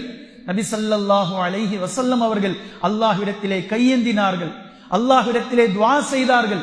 அல்லாஹு தஆலா மேகத்தை கொண்டு வந்தான், மழையை பொழிந்தான். சஹாபாக்கள் உடல் சூடு தீரும் அளவிற்கு நனைந்தார்கள். அந்த தண்ணீரை சேகரித்து வைத்தார்கள், அந்த தண்ணீரை குடித்தார்கள். அல்லாஹு தஆலா அருள் மழையை பொழிந்தான் சஹாபாக்களின் மீது. இதற்கு பின்னால் படை மீண்டும் கிளம்பி செல்கின்றது. தபூக் என்ற இடத்திற்கு சென்று முகாமிடுகின்றது. தபூக் இந்த இடத்திற்கு சென்று நபி ஸல்லல்லாஹு அலைஹி வஸல்லம் அவர்கள் சஹாபாக்களை ராணுவ கட்டமைப்போடு அமைத்தார்கள். ஏன்னா ஏற்கனவே ஹுனைன்ல எதிர்பாராத விதமா உள்ள போனாங்க, திடீர் மறைந்திருந்து தாக்குதல் எதிரிகள் நடத்தினால் இந்த நேரத்தில் தபூக் என்ற இடத்தில் முகாமிடும் போதே மிகுந்த எச்சரிக்கையோடு நபி ஸல்லல்லாஹு அலைஹி வஸல்லம் அவர்கள் கட்டமைப்பே, முகாமே ராணுவ அமைப்பில் கட்டமைத்தார்கள், ராணுவ தளவாளங்களோடு கட்டமைத்தார்கள். எந்நேரமும் எதிரிகள் எப்போது வந்தாலும் சஹாபாக்கள் அவர்களின் மீது திடீர் தாக்குதல் பாயக்கூடிய அளவிற்கு மிகுந்த கவனத்தோடு தங்களுடைய முகாமை கட்டமைத்தார்கள். இந்த நேரத்தில் தான் நபி ஸல்லல்லாஹு அலைஹி வஸல்லம் அவர்கள் வந்திருக்கிறார்கள் என்ற இந்த செய்தி ஹிர்கல் என்ற மன்னனுக்கு, ரோமாபுரி பேரரசுக்கு கிடைக்கின்றது. யோசிச்சு பாருங்க, இந்த இடத்தில் வந்த பாதை கடினமான பாதை, வந்த நேரம் பஞ்சமான நேரம், 30,000 நபர்களுக்கு போதிய உணவு இல்லை, நீர் இல்லை. இவ்வளவு சோதனைகளை கடந்து அல்லாஹு தஆலாவிடத்தில் சஹாபாக்கள் வந்திருக்கிறார்கள். சஹாபாக்கள் அதை அப்படியே, அல்லாஹு தஆலா சஹாபாக்களுடைய இந்த தியாகத்தை அப்படியே அங்கீகரித்தான். ஒட்டுமொத்தமாக இந்த 15 நாட்களுடைய பூரண அவர்களுடைய தியாகங்களை அல்லாஹு தஆலா அங்கீகரித்தான். அங்கீகரித்து எதிரிகளுடைய உள்ளத்திலே பயத்தை போட்டுவிட்டான். எதிரிகளுடைய உள்ளத்திலே பயத்தை போட்டுவிட்டான். எதிரிகள் களத்துக்கே வரல. தபூக்கிலே முஸ்லிம்கள் தயார் நிலையில் காத்துக் கொண்டிருக்கிறார்கள். வாங்கடா, எப்ப வந்தாலும் நாங்கள் தயார், நீங்கள் ரோம் என்பதினாலோ, நீங்கள் வல்லரசு என்பதினாலோ, நீங்கள் ஏகாதிபத்தியம் என்பதினாலோ, எங்களை விட நீங்கள் பன்மடங்கு உயர்ந்த சக்திகளோடு நீங்கள் இருப்பதினாலோ உங்களிடமிருந்து பின்வாங்குபவர்கள் நாங்கள் இல்லை. எப்போது வேண்டுமானாலும் எப்படி வேண்டுமானாலும் எங்களோடு நீங்கள் வாருங்கள், பார்த்துக் கொள்ளலாம். நாங்கள் ஈமானோடு வந்திருப்பவர்கள். எங்களிடத்தில் உணவில்லாமல் இருக்கலாம், எங்களிடத்தில் நீர் இல்லாமல் இருக்கலாம், போதிய ஆயுதங்கள் இல்லாமல் இருக்கலாம், போதிய படை தளபதிகள் இல்லாமல் இருக்கலாம். ஆனால் தக்வாவோடும் ஈமானோடும் தவக்குலோடும் தீனுக்காக வந்திருக்கிறோம் என்று முஸ்லிம் படை காத்து கொண்டிருக்க ரோமுடைய அவ்வளவு பெரிய வல்லரசு அவர்களுடைய உள்ளத்திலே அல்லாஹு தஆலா பயத்தை போட்டான். களத்திற்கே வராமல் பயந்து நடுங்கி ஒளிந்தவர்களாக ரோமாபுரி வல்லரசு போய்விட்டது. எவ்வளவு பெரிய போர் இது, எவ்வளவு பெரிய விஷயம். ஒருவேளை அவர்கள் வந்து மோதி இருந்தாலும் கூட முஸ்லிம்களின் மீது இவ்வளவு பெரிய மரியாதை சுற்றுப்புற மக்களுக்கு வந்திருக்குமா இல்லையா என்பது அல்லாஹு ஆலம். ஆனால் ரோமாபுரி பேரரசு மன்னன் எப்போது முஸ்லிம்களை தாக்க வேண்டும் என்ற எண்ணம் கொண்டு படையை திரட்டி பின்வாங்கினானோ, களத்திற்கே வரவில்லையோ, சுற்றி இருந்த ஒட்டுமொத்த மக்களின் மீதும் ரோமாபுரி ஒன்றுமில்லாத பூஜ்ஜியமாக மாறி போய்விட்டது. அப்படின்னு துப்பிட்டாங்க மக்கள். சுற்றி இருந்த நீயாடா வல்லரசு, என்னடா வல்லரசு நீ, என்னமோ அப்படி இப்படி ஆச்சா போச்சா அப்படின்னு சொல்லிக்கிட்டு இருந்தாங்க மதீனால இருக்கும்போது. இப்போ மதீனாவிலிருந்து முஹம்மதுடைய படை கிளம்பி தபூக்கிலே வந்து வாங்கடா போருக்கு என்று அழைக்கும் போது ஓடி ஒளியக்கூடிய இப்படி சிறுபிள்ளைத்தனமாக நீங்கள் மாறிவிட்டீர்களே, அப்ப நீங்க காமெடி பண்ணீங்களா, ஒண்ணும் இல்லையா உங்ககிட்ட வீரம் என்று காரி உமிழ்ந்து விட்டார்கள் சுற்றி இருக்கக்கூடிய மக்கள். அல்லாஹு தஆலா மிகப்பெரிய வெற்றியை சஹாபாக்களுக்கு கொடுத்தான், முஃமின்களுக்கு கொடுத்தான். சுற்றி இருக்கக்கூடிய ஒட்டுமொத்த மக்களுடைய மனதிலும் முஸ்லிம்கள் தான் ஹிஜாஸ் பகுதியில், இந்த அரேபிய தீபகற்பத்தில் மிகப்பெரிய வல்லரசு என்பதை ஒட்டுமொத்த மக்களுக்கும் அல்லாஹு தஆலா காட்டிவிட்டான்.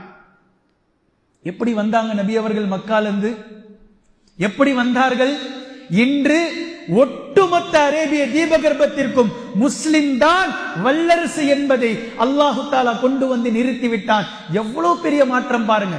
9வது வருஷம், 8 வருடத்தின் உழைப்பு, அதற்கு முன்னால் 13 வருடத்தினுடைய உழைப்பு, ஒட்டுமொத்தத்தையும் அல்லாஹு தஆலா தீனுடைய கொடியை கொண்டு வந்து நிறுத்திவிட்டான். இது 3வது மிகப்பெரிய வெற்றி. ஹுதைபியாவினுடைய வெற்றி. ஹுதைபியாவுக்கு பின்னால் ஒட்டுமொத்த மக்களும் வந்தது 30%. பின்பு ஃபத்ஹு மக்கா, மக்கா வெற்றி. அதற்கு பின்னால் ஒட்டுமொத்த மக்களும் அலையலையாக நபி அவர்களிடத்தில் வந்தது 60%. இப்போது இந்த போர், தபூக் என்ற போர், இந்த போர் தபூக்கிலே வந்து முஸ்லிம்கள் படையை நிறுத்தி வைத்து அவர்கள் வராமல் போனதின் காரணமாக அல்லாஹு தஆலா 100 விழுக்காடு வெற்றியை முஸ்லிம்களை கொண்டு வந்து நிறுவி, இனி உங்களை வெல்லவோ, உங்களை எதிர்க்கவோ, உங்களுக்கு முன்னால் சவால் விட்டு பேசவோ, உங்களிடத்தில் ஜிஸ்யா செலுத்த மாட்டோம் என்று சொல்லவோ யாருக்கும் துணிவில்லை என்பதை முஸ்லிம்களுடைய படையை கொண்டு வந்து அல்லாஹு தஆலா நிறுவிய நாள் இந்த நாள். தபூக்கினுடைய போர் முஸ்லிம்களுக்கு மிகப்பெரிய வெற்றி. அல்லாஹ்வின் தூதர் ஸல்லல்லாஹு அலைஹி வஸல்லம் அவர்கள் தபூக்கில் தான் இருக்கிறார்கள். ஆனால் சுற்றி இருக்கக்கூடிய வெவ்வேறு கிளை மக்களுக்கெல்லாம் பயம் தொற்றிக் கொண்டது நெஞ்சில். உள்ளத்தில் ஊசலாட்டம், பயம் வந்து விட்டது. முஹம்மதுடைய இந்த படை அடுத்தது நம்மீது என்ன செய்யுமோ? ஏன் அன்று வரைக்கும் அவர்கள் ரோமாபுரிக்கு கீழாக உடன்படிக்கை செய்திருந்தார்கள், ரோமர்களோடு ஒப்பந்தத்தில் வைத்திருந்தார்கள். இப்போ ரோம் ஒண்ணுமே இல்லைன்னு ஆயிடுச்சு. சும்மா வல்லரசு வல்லரசு என்று பூச்சாண்டி காட்டியது முஸ்லிம் படைக்கு முன்னால் ஒன்றுமில்லாமல் ஆகிவிட்டது. இப்போ அந்த குழுக்கள் எல்லாம் ஓடி வராங்க நபி அவர்கள் கிட்ட, ஓடோடி வருகிறார்கள். அல்லாஹ்வின் தூதர் ஸல்லல்லாஹு அலைஹி வஸல்லம் அவர்கள் கிட்ட உடன்படிக்கை செய்து கொள்வதற்காக உடன்படிக்கை செய்யறாங்க. நீங்க என்ன சொல்றீங்களோ அந்த அடிப்படையில் உடன்படிக்கை செய்து கொள்ளலாம். எப்படி ஹைபரில் அந்த ஃபதக் என்ற மக்கள், அதே போன்று வெவ்வேறு கத்பான் கிளை மக்கள் ஒப்பந்தம் செய்து கொண்டு அரைவாசியை தருகின்றோம், இவ்வளவு தருகின்றோம் தானிய விளைச்சலில். அஊது பில்லாஹி மினஷ் ஷைத்தானிர் ரஜீம். பிஸ்மில்லாஹிர் ரஹ்மானிர் ரஹீம். இன்னல் லதீன ஆமனூ வல்லதீன ஹாஜரூ வஜாஹது ஃபீ ஸபீலில்லாஹ் உலாஇக யர்ஜூன ரஹ்மத்தல்லாஹ் வல்லாஹு கஃபூருர் ரஹீம். கண்ணியத்திற்குரிய அல்லாஹ்வின் அடியார்களே, அல்லாஹ்வின் தூதர் ஸல்லல்லாஹு அலைஹி வஸல்லம் அவர்களுடைய கடைசி 5 ஆண்டுகள் என்ற தலைப்பின் கீழாக பல செய்திகளை நாம் பார்த்து வருகின்றோம். அதனுடைய தொடர்ச்சியாக அல்லாஹ்வின் தூதர் ஸல்லல்லாஹு அலைஹி வஸல்லம் அவர்கள் ஹுனைன் யுத்தம் ஹிஜ்ரி 8ஆம் ஆண்டு மிக அழகிய முறையில் நபி ஸல்லல்லாஹு அலைஹி வஸல்லம் அவர்களுக்கும் முஃமின்களுக்கும் வெற்றி தரும் வகையில் நடந்து முடிந்ததை நேற்றைய தினம் நாம் பார்த்தோம். இது நடந்து முடிந்து நபி ஸல்லல்லாஹு அலைஹி வஸல்லம் அவர்கள் வந்ததற்கு பின்னால், இந்த செய்திக்கு பின்னால் பலதரப்பட்ட குழுவினர்கள் அல்லாஹ்வின் தூதர் ஸல்லல்லாஹு அலைஹி வஸல்லம் அவர்களிடத்திலே வந்து இஸ்லாத்தை தழுவிக்கொண்டு இருந்த வண்ணம் இருந்தார்கள். அதே போன்று நபி அவர்களும் இந்த முக்கியமான காலகட்டத்தில் ஒரு சில நடவடிக்கைகளை மிக தெளிவாக எடுத்தார்கள். ஒரு பக்கம் தாவா செய்வதற்காக சில குழுக்களை அல்லாஹ்வின் தூதர் ஸல்லல்லாஹு அலைஹி வஸல்லம் அவர்கள் அனுப்பி வைத்தார்கள். இன்னும் சில இடங்களில் யார் வம்பர்களாக இருக்கிறார்களோ, பிரச்சனைகளை செய்து கொண்டே இருக்கிறார்களோ, அவர்களை அடக்குவதற்காக சில குழுக்களை நபி அவர்கள் அனுப்பி வைத்தார்கள். அதே போன்று மிக முக்கியமாக யார் இஸ்லாத்தை ஏற்றுக்கொண்டார்களோ, அவர்கள் சுற்றுப்புறத்தில் வசிக்கிறார்கள், அவர்களிடத்திலே ஜகாத்தை வசூல் செய்வதற்காக சஹாபாக்களை மிக அழகாக ஒரு தலைமைத்துவம் நியமித்து நபி அவர்கள் அனுப்பி வைத்தார்கள். இப்போ இந்த கான்செப்ட் இன்று இல்லாமல் போயிடுச்சு. ஜகாத் வசூலிக்க செல்பவர், இவர்களைத்தான் அல்லாஹு தாலா குர்ஆனில் 8 நபர்களுக்கு ஜகாத்தை கொடுக்கலாம், அதில் ஒருவர் ஒரு ஆமிலீன அலைஹா என்று பேசுகின்றான். ஜகாத்தை வசூலிப்பவர். இப்போ நபி ஸல்லல்லாஹு அலைஹி வஸல்லம் அவர்கள் இவர்களை நியமிக்கிறார்கள். ஒவ்வொரு சஹாபாக்களை ஒவ்வொரு கோத்திரத்தார்களிடத்தில் அனுப்பி வைக்கிறார்கள். ஆமிலீன அலைஹா இவர்கள் நபி அவர்களுடைய அரசாங்கத்திற்கு கீழாக ஜகாத்தை வசூல் செய்யக்கூடிய பொறுப்பாளிகள். இவர்கள் செல்வார்கள். எந்தெந்த நபர்களெல்லாம் செல்வங்களை, கால்நடைகளை, விவசாயங்களை வைத்திருக்கிறார்களோ அவர்களிடத்தில் சென்று ஒட்டுமொத்த உங்களுடைய சொத்துக்களையும் கணக்கு காட்டுங்கள் என்று கேட்டு வாங்குவார்கள். காமிக்க முடியுமா? இன்னைக்கு இன்று யாராவது கேட்கிறவங்க இருக்கிறாங்களா? இந்த மாதிரி இப்படி ஒரு பைத்துல் மாலும் இல்லை, இப்படி ஒரு ஹிலாஃபத் சிஸ்டமும் இல்லை, ஹலீஃபாக்களுக்கு கீழாக ஆமிலீன்களும் இல்லை. ஆனா நபி ஸல்லல்லாஹு அலைஹி வஸல்லம் அவர்கள் மிக அழகானதொரு ஏற்பாட்டை ஏற்படுத்தினார்கள். இவர்கள் செல்வார்கள், அவர்களுடைய சொத்துக்களை இந்த ஆமிலீன அலைஹா, நபி அவர்களுக்கு கீழாக வந்திருக்கக்கூடிய இந்த பொறுப்புதாரிகள், இவர்கள் கணக்கு பார்ப்பார்கள். எவ்வளவு ஆடு வச்சிருக்கிறீங்க காமிங்க, எவ்வளவு ஒட்டகம் இருக்கு காமிங்க, எவ்வளவு உங்களுடைய சொத்துக்கள் இருக்கு காமிங்க, எவ்வளவு ஊக்கியாக்கள் இருக்கு, வெள்ளியில தீனார்ல எவ்வளவு தங்கம் இருக்கு, ஒட்டு மொத்தத்தையும் இவர்கள் கணக்கு பார்த்து விட்டு, இப்படியானால் நீங்கள் இந்த ஒரு வருடத்திற்கு இவ்வளவு ஜகாத்தை தர வேண்டும் என்று சொல்லியதோடு அவர் அந்த ஜகாத்தை அவரிடத்தில் ஒப்படைத்து விடுவார். எவ்வளவு அழகான சிஸ்டம் பாருங்க. இன்னும் மிக முக்கியமாக, எவர்கள் இஸ்லாத்தை தழுவாமல் நபி ஸல்லல்லாஹு அலைஹி வஸல்லம் அவர்களிடத்தில் ஒப்பந்தம் செய்தவர்களாக இருக்கிறார்களோ, அப்படிப்பட்ட முஷ்ரிக்கீன்களிடத்தில், குஃபார்களிடத்தில் ஜிஸ்யா வசூல் செய்வதற்காக நபி அவர்கள் அனுப்பினார்கள். அலி இப்னு அபி தாலிப் ரலியல்லாஹு அன்ஹு அவர்கள் ஜகாத்தை வசூலிப்பவராகவும் சென்றார்கள், ஜிஸ்யாவை வசூல் செய்பவராகவும் சென்றார்கள். 2 பொறுப்புகளையும் நபி அவர்கள் ஒரே சஹாபியிடத்திலும் கொடுத்து அனுப்பினார்கள். இன்னைக்கு பார்க்க முடியுமா இதை? நபி ஸல்லல்லாஹு அலைஹி வஸல்லம் அவர்கள் முஸ்லிம்களிடத்தில் ஜகாத், முஸ்லிம் அல்லாதவர்களிடத்தில் ஜிஸ்யா, டாக்ஸ் வசூல் செய்தார்கள். இந்த மண் இஸ்லாமிய மண், இங்கு முஸ்லிம்களுடைய ரூலிங் தான் நடைமுறை ஆகும். ஒருவேளை நீங்கள் உங்களுடைய மதஹபின் அடிப்படையில் வாழ்வீர்களேயானால் வாழ்ந்து கொள்ளுங்கள், பட் எங்களோடு ஒப்பந்தம் செய்து கொள்ளுங்கள், எங்களுக்கு எதிராக நீங்கள் நடக்க மாட்டீர்கள், எல்லா நல்லது கெட்டதிலும் எங்களோடு நீங்கள் இருக்க வேண்டும், பிளஸ் வருடா வருடம் நீங்கள் எங்களுக்கு டாக்ஸ் பே பண்ணணும், ஜிஸ்யா நீங்கள் எங்களுக்கு கொடுத்தாக வேண்டும். இதற்காகவும் அல்லாஹ்வின் தூதர் ஸல்லல்லாஹு அலைஹி வஸல்லம் அவர்கள் சஹாபாக்களை அனுப்பி வைத்தார்கள். இது ஹிஜ்ரி 9ஆம் ஆண்டு. இந்த நேரத்தில் நபி ஸல்லல்லாஹு அலைஹி வஸல்லம் அவர்கள் மிக தெளிவாக இந்த நடைமுறைகளை எல்லாம் செய்து அனுப்பினார்கள். இந்த நேரத்தில் தான் நபி ஸல்லல்லாஹு அலைஹி வஸல்லம் அவர்களுக்கும் முஃமின்களுக்கும் ஒரு செய்தி கிடைக்கின்றது. ஒரு பக்கம் முஸ்லிம்களுடைய அழகான வெற்றி, ஹுதைபியா வெற்றிக்கு பின்னால் படைப்படையாக முஸ்லிம்கள் வருகிறார்கள்.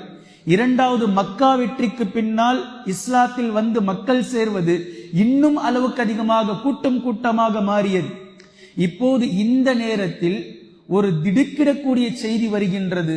முஅத்தா என்ற போரில் முஸ்லிம்களிடத்தில் 2 லட்சம் மக்கள் 3000 நபர்களோடு மோதி சமாளிக்க முடியாமல் சிலர்கள் செத்து மடிந்தார்கள், சிலர்கள் வெருண்டோடினார்கள்.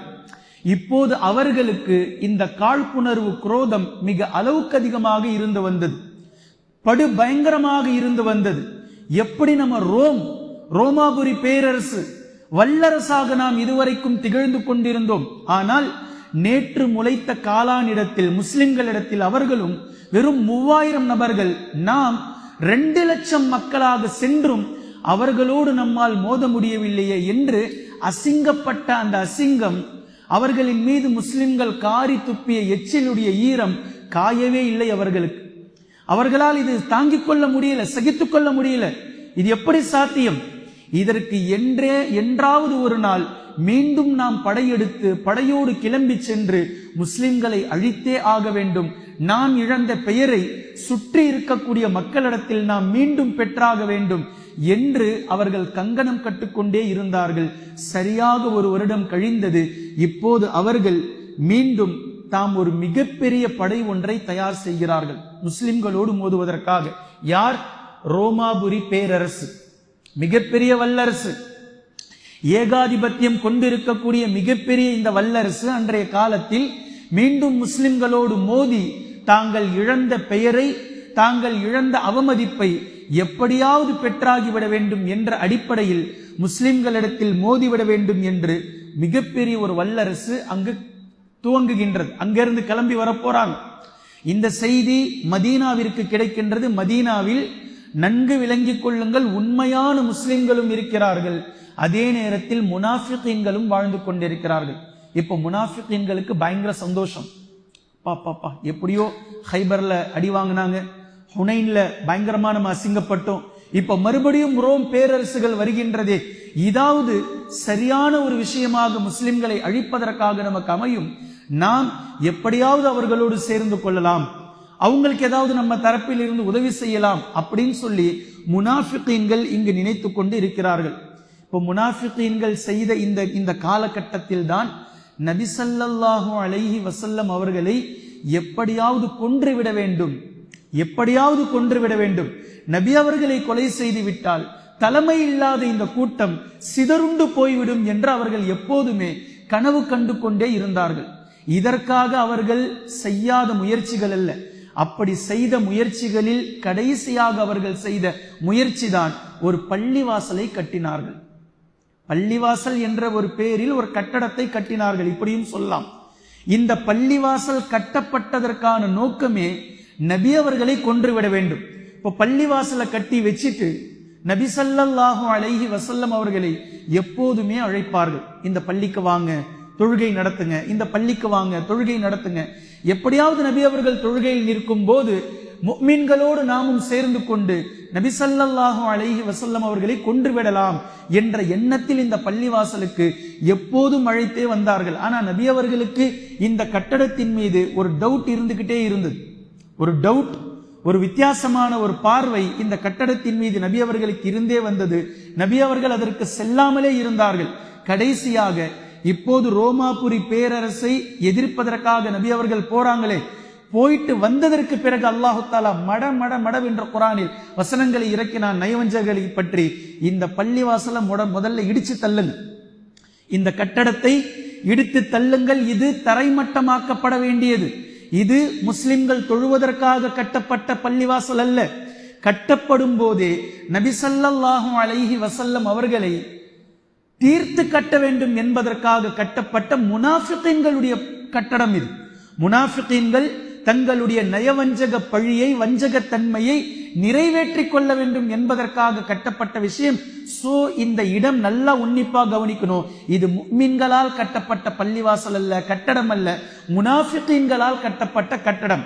இததான் இன்னைக்கு ஒரு சாரார் எடுத்து வச்சுக்கிட்டு அல்லாஹ் தஆலா குர்ஆன்ல சொல்றான் பாத்தீங்களா, நபி அவர்களே நீங்க அந்த பள்ளிக்கு போகாதீங்க, சோ நீங்க இந்த பள்ளிக்கு போகாதீங்க. எந்த பள்ளிக்கு? எந்த பள்ளியில அல்லாஹ்வை வணங்குவதற்காக கட்டப்பட்டு இன்னைக்கு இருக்குதோ இந்த பள்ளியெல்லாம் காட்டுறாங்க. இது இவங்களுடைய பள்ளி, அது அவங்களுடைய பள்ளி. அந்த மாதிரி ஒரு பள்ளி இந்த உலகத்திலே இல்லை. இப்போ இன்றைய டேட்ல, இன்னைக்கு தேதியில முனாஃபிகீன்கள் அன்னைக்கு கட்டினாங்களே ஒரே ஒரு கட்டடம் தான். சும்மா 4 பள்ளிவாசல் 5 பள்ளிவாசல்லாம் இல்ல, ஒரே ஒரு கட்டடம். நபி ஸல்லல்லாஹு அலைஹி வஸல்லம் அவர்களை தீர்த்து கட்டுவதற்காக கொலை செய்து விட வேண்டும் என்பதற்காக கட்டப்பட்ட கட்டடம். அதை அல்லாஹ்வே நபி அவர்களுக்கு காட்டிவிட்டான். அந்த பள்ளிக்கு நீங்கள் செல்லக்கூடாது, அங்கு போகக்கூடாது, அது பள்ளிவாசலே கிடையாது, அதை நீங்கள் இடித்து தரைமட்டமாக்க வேண்டும். ஆனா அதை வச்சுக்கிட்டு இன்று இருக்கக்கூடிய பள்ளிவாசல்களை, இதுல ஒரு நாள் நான் ஆச்சரியப்பட்டு போனேங்க. ஒரு கேள்வி கேட்கிறாங்க ஒரு சகோதரி.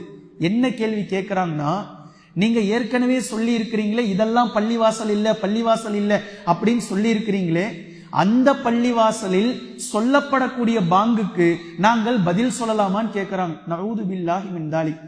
எவ்வளவு தூரத்துல போய் நிக்கிறாங்க பாத்தீங்களா மக்கள்? எங்க போயிட்டாங்க பாருங்க.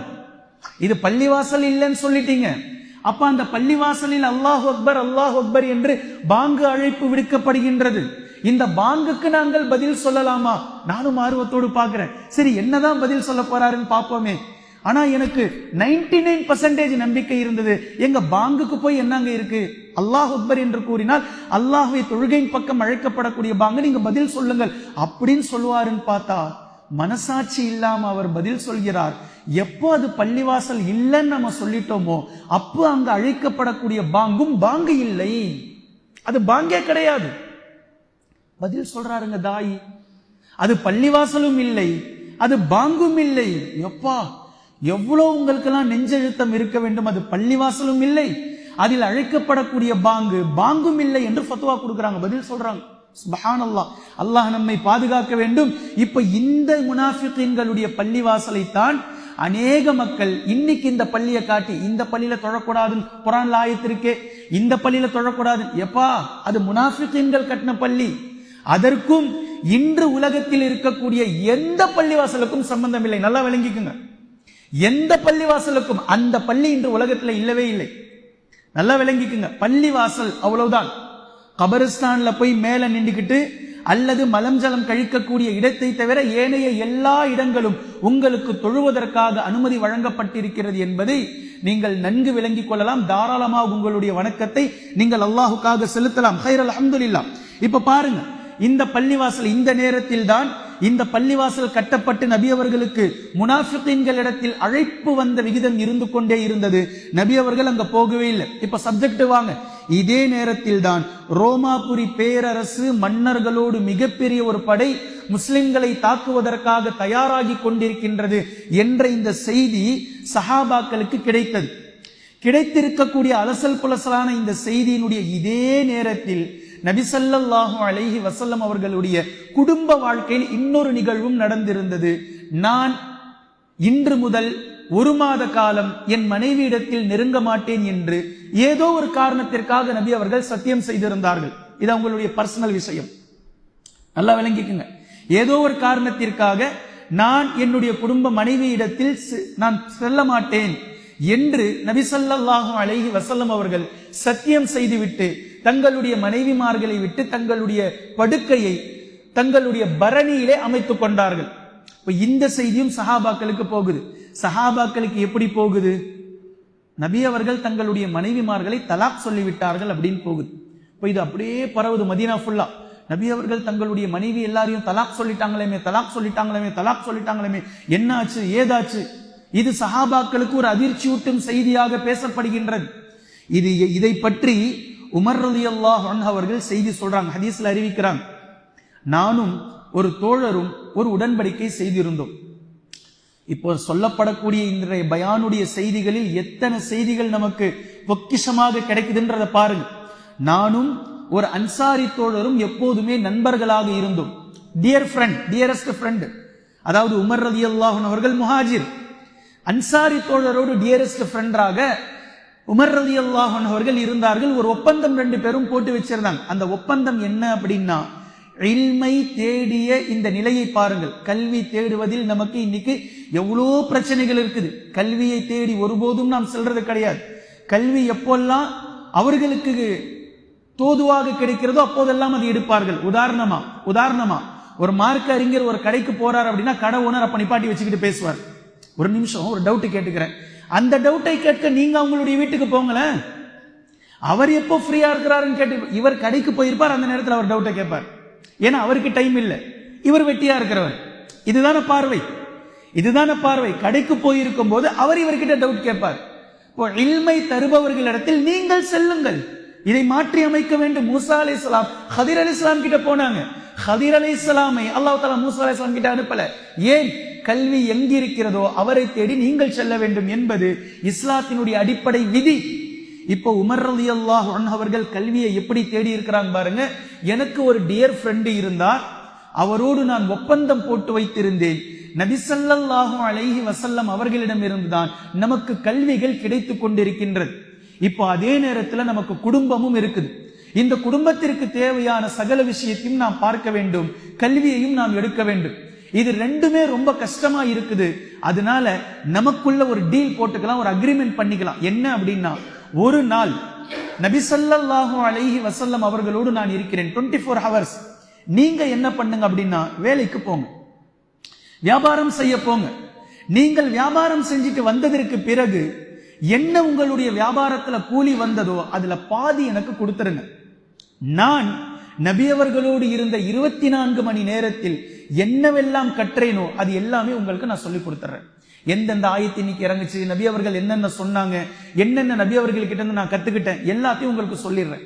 மறாவது நாள் நீங்க நபி அவர்களோடு இருந்த 24 மணி நேரம் நான் வியாபாரத்துக்கு போறேன், போயிட்டு வந்ததற்கு பின்னாடி என்ன லாபம் கிடைக்குதோ அதுல பாதி உங்ககிட்ட நான் கொடுத்துறேன். நீங்க என்ன செய்யுங்க, நபி அவர்களோடு இருந்த 2வது நாளினுடைய 24 மணி நேரத்தில் என்னென்ன ஆயத்து இறங்கியது, என்னென்ன நபி அவர்கள் செய்திகளை கொடுத்தார்கள், என்னென்ன ஹதீஸ், எல்லாவற்றையும் எங்களுக்கு நீங்கள் கற்றுக் கொடுத்து விடுங்கள். எவ்வளவு விஷயம், எவ்வளவு பெரிய கல்வியின் மீது ஆர்வம் கொண்ட ஆர்வத்தை பாருங்கள் உமர் ரலியல்லாஹு அன்ஹு அவர்களுக்கு. ஒரு நாள் தன்னுடைய லாபத்தை இழந்து கல்வியை கற்ற அவர்கிட்ட சொல்லி அவர்கிட்ட இருந்து கிடைக்கிறதுல பாதி போதும். மறாவது நாள் நான் போறேன், நான் சம்பாதிக்கிறதுல பாதி உங்களுக்கு கொடுத்துறேன், நபி அவர்களிடம் இருந்து கற்ற இல்மை எனக்கு கொடுங்கள்.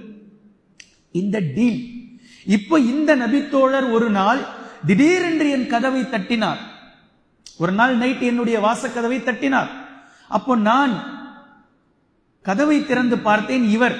நான் தூக்க கலக்கத்துல இருந்தேன். உமர் ரலியல்லாஹு அன்ஹு அவர்கள் சொல்றாங்க, நான் தூக்க கலக்கத்துல இருந்தேன். கதவை திறந்து பார்த்தால் இந்த என்னுடைய அக்ரிமெண்ட்ல இருக்கிற என்னுடைய நண்பர். அப்போ நான் கேட்டேன், அவர் சொன்னாரு, பயங்கரமான ஒரு ஆச்சரியமான செய்தியை உங்ககிட்ட கொண்டுட்டு வந்திருக்கிறேன், அதிர்ச்சி ஊட்டும் தகவல். அப்போ நான் கேட்டேன், ரோம் அந்த படை வந்துருச்சா மதீனாவுக்குள்ள அப்படின்னு நான் கேட்டேன். அப்போ பொழுதனைக்கும் மக்களுடைய முஃமின்களுடைய சிந்தனையில் இதுவே இருந்து வந்தது, எப்போ வேணாலும் அந்த படை வரும் என்று நான் கேட்டேன். அப்போ அவர் சொன்னார், இல்லை, வேறு ஒரு அதிர்ச்சியூட்டும் தகவல், நபி ஸல்லல்லாஹு அலைஹி வஸல்லம் அவர்கள் தங்களுடைய மனைவிமார்களை தலாக் சொல்லிவிட்டார்களாம் என்ற செய்தியை உங்களுக்கு நான் கொண்டு வந்திருக்கிறேன். ஆக மொத்தம் இந்த செய்தியில் இருந்து நமக்கு கிடைக்க பெறுவது, இந்த செய்தி எப்போது ரோமர்கள் வரப்போகிறார்கள் என்ற தகவல் கிடைத்ததோ எப்போதும் அதை பற்றிய சிந்தனையாகவே முஃமின்கள் இருந்தார்கள். ஏன் அப்படின்னா, நான் மீண்டும் சொல்றேன், ஏற்கனவே முஅத்தா என்ற போருக்கு முன்னால் சொன்னேன், அரபுகளிடத்தில் சஹாபாக்கள் சென்று மோதுவது என்பது ஒரு விதமானது. ஆனால் ரோமாபுரி அந்த மக்களோடு சென்று மோதுவது என்பது புதியது. அதற்கு இன்னும் நன்கு பயிற்சி எடுக்க வேண்டும். நிறைய விஷயங்கள் அதில் இருக்குது, நுட்பங்கள், நுணுக்கங்கள். அந்த போர்க்களம், அவர்களுடைய விஷயங்கள் எல்லாம், போர் யுக்திகள் எல்லாம் வேறு மாதிரியாக இருக்கும். அப்போ அந்த கிரவுண்ட் ரியாலிட்டியில ஃபார்முக்கு இன்னும் சஹாபாக்கள் வரல. என்றாலும் அல்லாஹ்வின் மீது நம்பிக்கையோடு முஅத்தா என்ற போர் 3000 நபர்கள் ஈமானோடு 2 லட்சம் மக்களோடு மோதி அல்லாஹ்வினுடைய மாபெரும் கிருபையால் வெற்றி பெற்று வந்தார்கள். இப்போ அதை அவன் கொடூரமாக மனதில் வைத்துக்கொண்டு, வஞ்சகம் வைத்துக்கொண்டு, எப்படியாவது இதை நாம் மீண்டும் சமன் செய்ய வேண்டும் என்று மிகப்பெரிய படை ஒன்றை திரட்டிக் கொண்டு வர இருக்கின்றான் என்ற செய்தி மதீனத்து தோழர்களுக்கு கிடைத்ததும் மதீனாவாசிகள் ஒரு விதமான கவலைக்கு உட்பட்ட ஆரம்பித்தார்கள். எப்போது வேண்டுமானாலும் மதீனாவின் மீது அவன் வருவான், என்ன நடக்குமோ, எப்படி வரப்போறான் தெரியல, அவன் வல்லரசு, அவன் மிகப்பெரிய வல்லரசாக இருப்பவன் என்ற செய்தி வந்து கொண்டே இருக்கின்றது. இந்த நேரத்தில் ஷாம் தேசத்திலிருந்து ஜெய்தூன் எண்ணெயை விற்பதற்காக மதீனாவிற்கு சில குழுவினர்கள் வந்திருந்தார்கள். அவர்கள் வரும் வழியில் பார்த்த செய்திகளை சொன்னார்கள். ஹிர்கல் என்ற மன்னன் 40,000 வீரர்களை திரட்டி கொண்டு மேலும் ரோமாபுரி மக்களோடு லக்கூம் அதே போன்று ஜுத்தாம் என்று சொல்லக்கூடிய ஒரு அரபு கோத்திர மக்கள் கிறிஸ்துவர்களாக மாறியிருந்தார்கள்.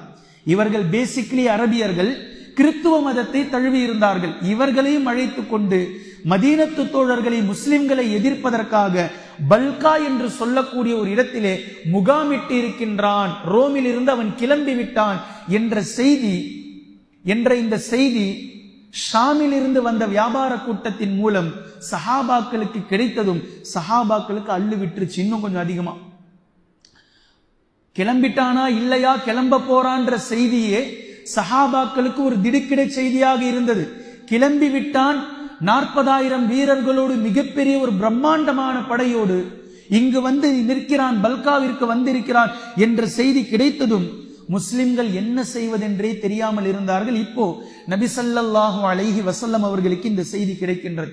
இப்போ நபி ஸல்லல்லாஹு அலைஹி வஸல்லம் அவர்கள் மதீனாவினுடைய நிலைகளை பார்க்கிறார்கள், மதீனாவினுடைய பூமியினுடைய நிலைகளை பார்க்கிறார்கள், மதீனத்து தோழர்கள் முஸ்லிம்களுடைய நிலைகளை பார்க்கிறார்கள். இந்த காலகட்டம் கடுமையான வெப்பநிலையான காலகட்டம், கடுமையான வெயில் காலம். இந்த வெயில் காலத்தில் பேரித்த பழங்கள் கொத்து கொத்தாக காய்த்து தொங்கிக் கொண்டிருக்கின்றது. இதை அறுவடை செய்ய வேண்டிய நேரம். இதே நேரத்தில் முனாஃபிகீன்கள் ஒரு பக்கம் எப்போது வேண்டுமானாலும் முஸ்லிம்களுக்கு எதிராக திரும்பி தங்களுடைய சூழ்ச்சிகளை வஞ்சகத்தை தீர்த்து கொள்வதற்காக தயார் நிலையில் இருக்கிறார்கள் என்பதும் நபி அவர்களுக்கு தெரியும். இப்போ முஸ்லிம்களுடைய நிலை கடுமையான வெயில் காலம், பேரித்த பழங்கள் அறுவடை செய்ய வேண்டிய காலம். இந்த நேரத்தில் எப்படி இருக்கும், என்ன நடக்கும் என்பதை நபி ஸல்லல்லாஹு அலைஹி வஸல்லம் அவர்கள் தீர்க்கமாக ஆழமாக யோசித்துக் கொண்டே இருந்தார்கள். அதே நேரத்தில் இங்கிருந்து ஒரு படை ஒன்றை கிளப்பிக் கொண்டு ரோம் என்ற மிகப்பெரிய அந்த வல்லரசு நாட்டிற்குள் நாம் நுழைந்தால் நாம் திரும்பி வர முடியாத அளவிற்கு அவர்களுடைய பிச்சு பயங்கரமா இருக்கும். ஏன்னா அவங்களுடைய ஊர். அதே நேரத்தில் அவர்களை நாம் இங்கேயே இருக்கலாம், அவர்கள் வந்தால் பார்த்து கொள்ளலாம் என்ற அடிப்படையில் ஏற்கனவே அஹ்ஸாப் ஹந்தக் என்ற யுத்தம் அகழி தோண்டிவிட்டு மதீனாவினுடைய எல்லைக்குள் இருந்து தங்களை தற்காத்துக் கொண்டார்களே, இந்த மாதிரி ஏதாவது செய்யலாம் அப்படின்னா இது ரோமர்களிடத்தில் செய்ய முடியாது. அவர்களை மதீனாவிற்குள் விட்டால் மதீனாவை நாசம் செய்து விடுவார்கள். இப்ப என்ன செய்யறது? ஒரே ஒரு ஆப்ஷன், ஒரே ஒரு வழிதான் இருக்கின்றது.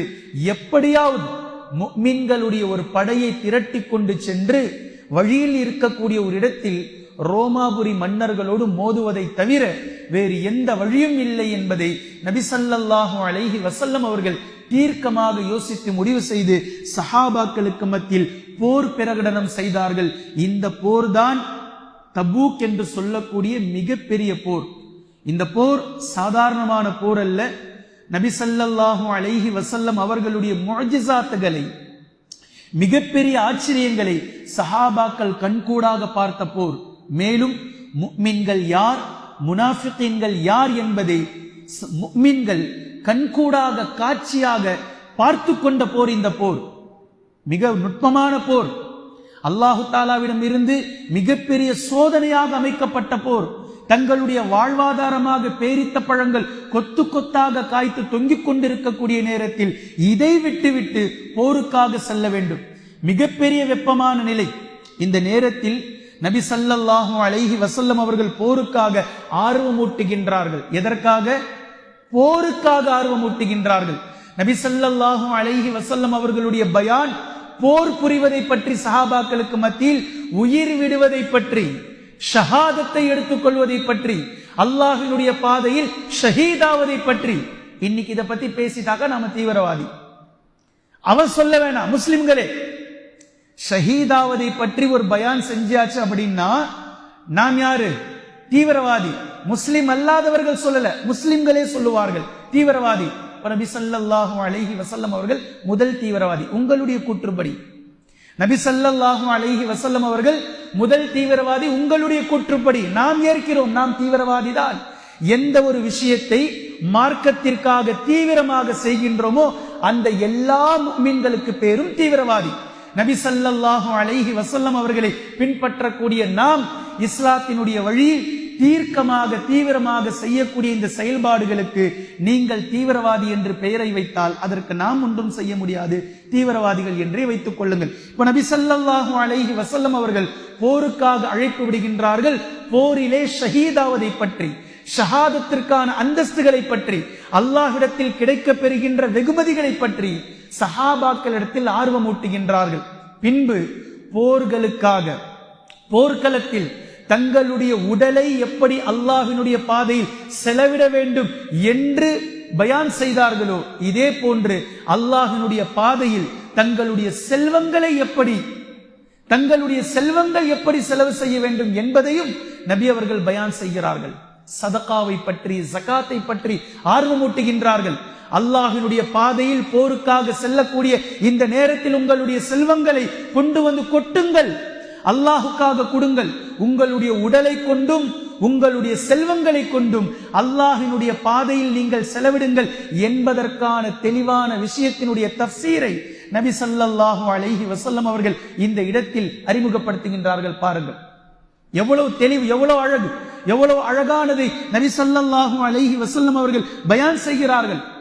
இந்த பயானை கேட்டதுமே சஹாபாக்கள் போட்டி போட்டுக்கொண்டு ஆர்வத்தோடு முற்போக்கோடு நாங்கள் வருகின்றோம் என்று நபி ஸல்லல்லாஹு அலைஹி வஸல்லம் அவர்களோடு போருக்காக சஹாபாக்கள் தயாராகிறார்கள்.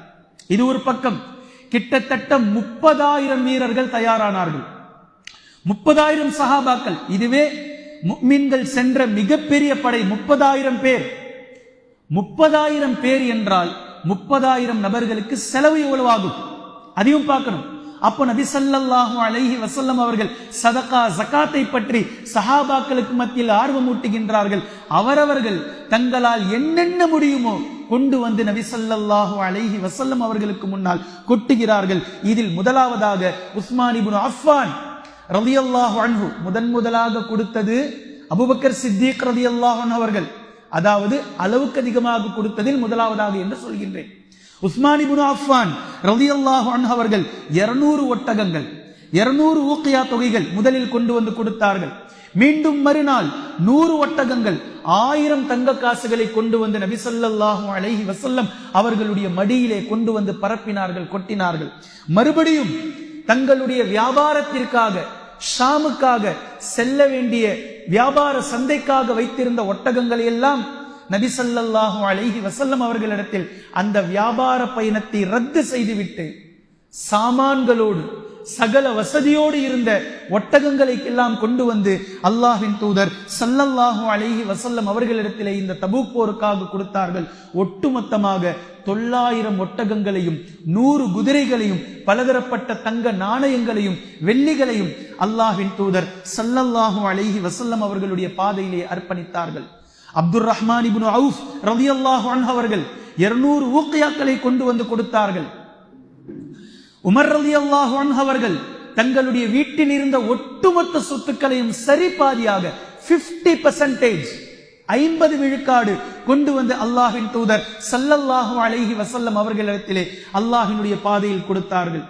அபூபக்கர் சித்திக் ரலியல்லாஹு அன்ஹு அவர்கள் இந்த ஈமானுக்குத்தான் ஒருபோதும் யாரும் ஈடாகிவிட முடியாது. தன்னிடத்தில் இருந்த ஒட்டுமொத்த செல்வங்களையும் சொத்துக்களையும் கொண்டு வந்து அல்லாஹ்வின் தூதர் ஸல்லல்லாஹு அலைஹி வஸல்லம் அவர்களிடத்திலே கொடுத்தார்கள். அபூபக்கரே, உங்களுடைய குடும்பத்தார்களுக்காக என்ன நீங்கள் வைத்திருக்கிறீர்கள் என்று கேட்டபோது அல்லாஹ்வையும் அல்லாஹ்வினுடைய தூதர் ஸல்லல்லாஹு அலைஹி வஸல்லம் அவர்களையும் என்னுடைய குடும்பத்தார்களுக்காக, வீட்டாருக்காக நான் விட்டு வந்திருக்கிறேன். இந்த ஈமான் எங்க கிடைக்கும்? இப்படி ஒரு ஈமான், ஒட்டுமொத்த பேங்க் பேலன்ஸ் டோட்டலா தொடச்சி வைத்திருந்த ஒட்டுமொத்த செல்வங்களையும் அல்லாஹ்வினுடைய பாதையில் நபி அவர்கள் கேட்டுவிட்டால் மறு வேலையே இல்லை, மறு பேச்சுக்கு வார்த்தையே இல்லை. அன்று சென்ற சஹாபாக்கள் கூலிக்காக எதை சம்பாதித்தார்களோ அதை தவிர வேறு சொத்துக்களே அவர்களிடத்தில் இல்லை. ஒரு படி, ஒரு மரக்கா கோதுமை, ஒரு மரக்கா பேரித்த பழம் கொண்டு வந்து அப்படியே கொடுத்துட்டாங்க. அல்லாஹ்வின் தூதரே, இதை வைத்துக் கொள்ளுங்கள். காலையில் இருந்து மாலை வரைக்கும் வியர்வை சொட்ட சொட்ட வாங்கிய கூலி, இதை தவிர வேறு செல்வமே அவர்களிடத்தில் இல்லை, கொண்டு வந்து கொடுத்தார்கள் சஹாபாக்கள். இதை முனாஃபிகீன்கள் கேலி செய்து பேசினார்கள். ஒரு நாள் சென்று சஹாபாக்கள் வேலை செய்து கிடைக்கக்கூடிய ஒரு மரக்கா ஒரு சா பேரித்த பழங்களை கொண்டு வந்து கொடுத்ததையெல்லாம் கேலி கிண்டல் செய்து பேசினார்கள். அதே போன்று உமர் ரலியல்லாஹு அன்ஹு, அப்பாஸ் இப்னு அப்துல் முத்தலிப் ரலியல்லாஹு அன்ஹு, தல்ஹா ரலியல்லாஹு அன்ஹு, சஅத் இப்னு உபாதா ரலியல்லாஹு அன்ஹு, முஹம்மது இப்னு மஸ்லமா ரலியல்லாஹு அன்ஹு தங்களுடைய செல்வத்தில் வீட்டில் என்னென்ன வைத்திருந்தார்களோ ஒட்டுமொத்தத்தையும் கொண்டு வந்து கொடுத்தார்கள். ஆசிப் இப்னு அதீ ரலியல்லாஹு அன்ஹு அவர்கள் 90 வஸ்து பேரித்த பழங்களை கொண்டு வந்து கொடுத்தார்கள். இன்னைக்கு நம்ம அளக்கிற ஒரு படி மாதிரி அன்று இருந்த ஒரு மிகப்பெரிய படியில் 90 படிகளை பேரித்த பழங்களாக கொண்டு வந்து கொடுத்தார்கள். தானியங்களை கொண்டு வந்து கொடுத்தார்கள். இப்படி பலதரப்பட்ட விஷயங்களை சஹாபாக்கள் ஒவ்வொன்றாக கொண்டு வந்து கொடுத்தார்கள். அல்லாஹ் அவர்களுக்கு அருள் புரியட்டும் என்று நபி ஸல்லல்லாஹு அலைஹி வஸல்லம் அவர்கள் உஸ்மான் இப்னு அஃபான் ரலியல்லாஹு அன்ஹு அவர்களுக்கும் ஏனைய சஹாபாக்களுக்கும் துஆ செய்தார்கள். இப்போது சில சஹாபாக்கள் நபி அவர்களிடத்தில் வருகிறார்கள். இவர்கள் ஏழ்மை நிலைக்கும் கீழுள்ளவர்கள். ஏழ்மை நிலை என்று யாரை நாம் பேசுவோமோ, மிஸ்கீன் என்று நாம் யாரை சொல்வோமோ, மிஸ்கீன் என்ற இந்த நிலைக்கும் கீழானவர்கள் ஃபகீர் சஹாபாக்கள், ஒன்றுமே இல்லாதவர்கள். ஈமான் மாத்திரம் அவர்களிடத்தில் உண்டு. அல்லாஹ்வின் தூதர் ஸல்லல்லாஹு அலைஹி வஸல்லம் அவர்களிடத்திலே வந்தார்கள். அல்லாஹ்வின் தூதரே, உங்களோடு போருக்கு நாங்கள் வர வேண்டும், ஆனால் எங்களிடத்தில் கால்நடைகள் இல்லை, எங்ககிட்ட எதுவும் இல்லை, எங்களுக்கு நீங்க வாகன வசதி ஏற்பாடு செஞ்சு தரீங்களா? எங்களால முடியாது, நடந்து வர இயலாதவர்கள், பலவீனமானவர்கள், எங்களுக்கு வாகன வசதி செய்து தருகிறீர்களா? அல்லாஹ்வின் தூதர் ஸல்லல்லாஹு அலைஹி வஸல்லம் அவர்களிடத்தில் என்ன இருந்தது? நபி அவர்கள் அவர்களிடத்தில் அழகான பதிலை சொன்னார்கள். உங்களுடைய வருத்தம், உங்களுடைய ஆர்வம் எனக்கு புரிகின்றது, ஆனால் உங்களுக்கு கொடுப்பதற்கு அல்லாஹ்வின் தூதரிடத்தில் ஒன்றுமே இல்லையே. எப்படிப்பட்ட தலைவர், எப்படிப்பட்ட தொண்டர் என்பதை பாருங்கள். தலைவரிடத்தில் ஒன்றும் இல்லை, தொண்டர்களிடத்திலும் ஒன்றும் இல்லை. தொண்டர்கள் தலைவரிடத்தில் வந்து உதவி கேட்கிறார்கள், தொண்டர்களுக்கு செய்யக்கூடிய அளவிற்கு தலைவரிடத்தில் ஒன்றும் இல்லை. இதை பதிலா சொல்றாங்க நபி அவர்கள், உங்களுக்கு தரக்கூடிய வசதி செய்யக்கூடிய அளவிற்கு என்னிடத்தில் ஒன்றும் இல்லையே. அந்த சஹாபாக்கள் அழுதவர்களாக சென்றார்கள். எப்படி போவது போருக்கு? நபி அவர்கள் அழைத்து விட்டார்கள், ஆனால் செல்வதற்கான எந்த சோர்ஸுமே அவர்களிடத்தில் இல்லை, ஒன்றுமே இல்லை. சென்றார்கள். இவர்களை பற்றி எல்லாம் அல்லாஹு தஆலா குர்ஆன்ல பேசுறான். இவர்களை பற்றி இது அப்படியே பேசுறான் அல்லாஹு தஆலா. அவர்கள் உங்களிடத்தில் வந்து வசதி வாய்ப்பை ஏற்படுத்தி தரும்படி கேட்டார்கள். நபியே, நீங்கள் அவர்களிடத்தில் ஒன்றும் இல்லை என்று கூறினீர்கள். சூரத்து தௌபாவை எடுத்து முழுவதுமாக மிக நிதானமாக படியுங்கள், டோட்டலா படியுங்க.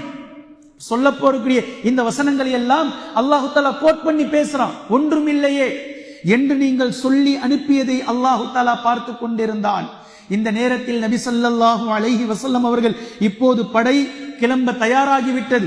மதீனாவில் முஹம்மது இப்னு மஸ்லமா ரலியல்லாஹு அன்ஹு அவர்களை தங்களுடைய கலீஃபாவாக பிரதிநிதியாக நியமித்தார்கள். நபி அவர்கள் தங்களுடைய குடும்பத்தார்களுக்கு பிரத்யேகமாக அலி ரலியல்லாஹு அன்ஹு அவர்களை கலீஃபாவாக பிரதிநிதியாக நியமித்தார்கள். இது அப்படியே ஹிஜ்ரத்தோடு நீங்கள் ஒப்பிட்டு பார்க்கலாம். நபி ஸல்லல்லாஹு அலைஹி வஸல்லம் அவர்கள் இரவிலே கிளம்பும் போது அபூபக்கர் ரலியல்லாஹு அன்ஹு அவர்களை தன்னோடு அழைத்துக் கொண்டு நபி அவர்களுடைய படுக்கையில் அலி ரலியல்லாஹு அன்ஹு அவர்களை நியமித்தார்கள், படுக்க வைத்தார்கள்.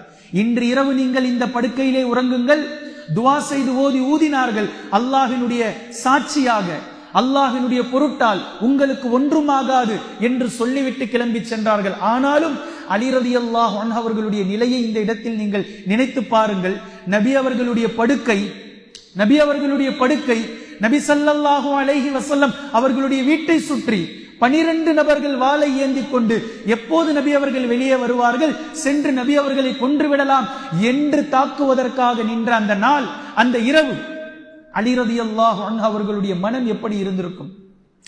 ஆனால் நபி ஸல்லல்லாஹு அலைஹி வஸல்லம் அவர்களுடைய பரந்த விரிந்த எண்ணம், எனக்காக ஒரு உயிர் போவதென்றால் என் குடும்பத்தில் இருந்து அது முதல் உயிர் போகட்டும்.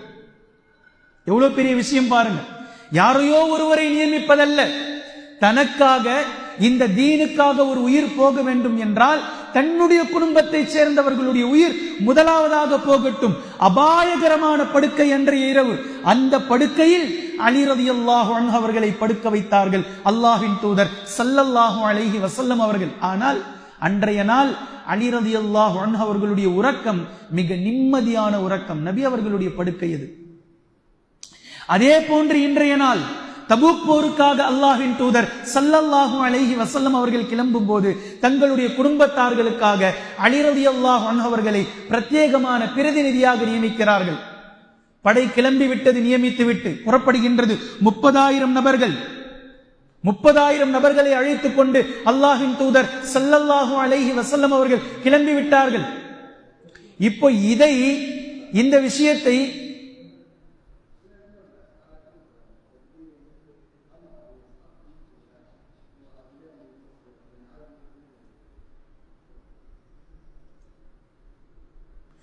விஷயத்தை நபி ஸல்லல்லாஹு அலைஹி வஸல்லம் அவர்கள் கலைந்து சென்றதற்கு பின்னால் முனாஃபிகீன்கள் இதையும் குத்தலாக பேசினார்கள்.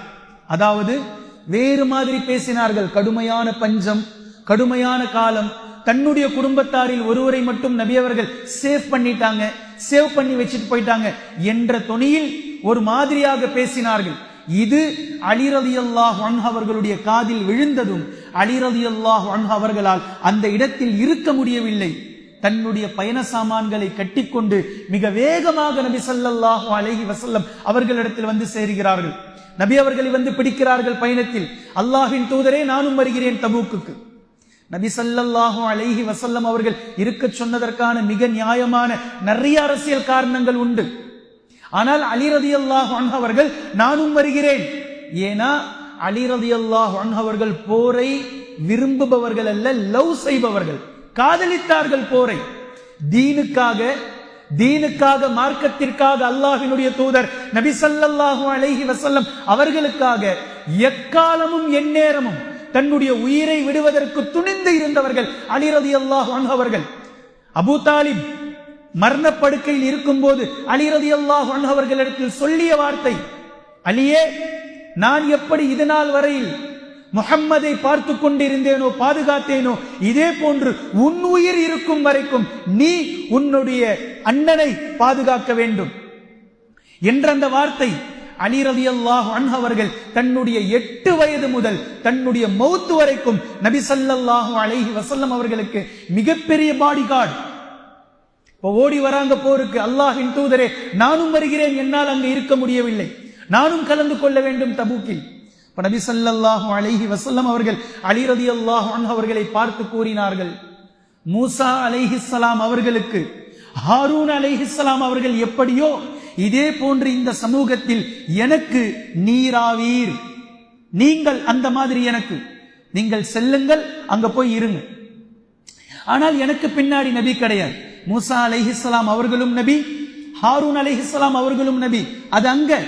ஆனால் மூசா அலைஹிஸ்ஸலாம் அவர்களுக்கு ஹாரூன் அலைஹிஸ்ஸலாம் அவர்கள் எப்படியோ இதே போன்று இந்த சமூகத்தில் எனக்கு நீங்கள் ஆவீர்கள், நீங்கள் செல்லுங்கள், நீங்கள் சென்று அங்கு இருங்கள் என்று அலி ரலியல்லாஹு அன்ஹு அவர்களை நபி ஸல்லல்லாஹு அலைஹி வஸல்லம் அவர்கள் திருப்பி அனுப்பி வைத்து விட்டு படையை வழிநடத்தி கொண்டு செல்கின்றார்கள். செல்லக்கூடிய இந்த வழியிலே நன்கு கவனிக்க வேண்டும், 30,000 நபர்கள்.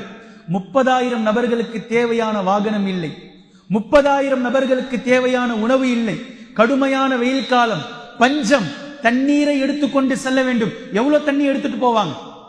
பயணத்தில் எவ்வளவு தண்ணீரை எடுத்து செல்ல முடியும்?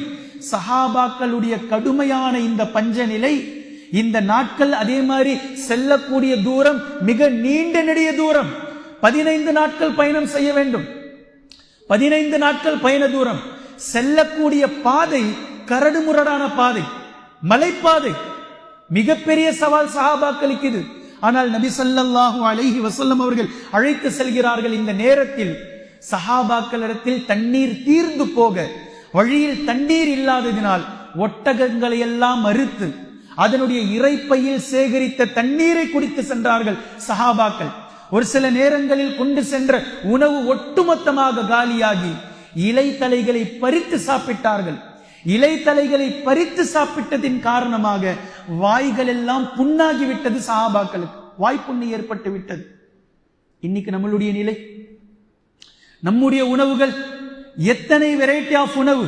ஆனால் போர்க்களத்திற்கு செல்கின்றார்கள் சஹாபாக்கள், போதுமான உணவு இல்லை, நீர் இல்லை, ஒட்டகங்கள் அறுத்து மொத்தமாக காலி செய்தால் பயணம் செய்வதற்கு வாகன வசதி இல்லை. இலை தலைகளை சாப்பிடுகின்றார்கள், மரப்பட்டைகளை சாப்பிடுகின்றார்கள், வாய்ப்புண்ணு. இந்த நிலையில் கடுமையான பஞ்சத்திலே நபி ஸல்லல்லாஹு அலைஹி வஸல்லம் அவர்கள் அழைத்து செல்கின்றார்கள். செல்லக்கூடிய வழியில்தான் ஹிஜ்ர் வருகின்றது. ஹிஜ்ர் என்ற பகுதி குர்ஆனிலே சூரத்துல் ஹிஜ்ர் என்று ஒரு சூரா இருக்கின்றது.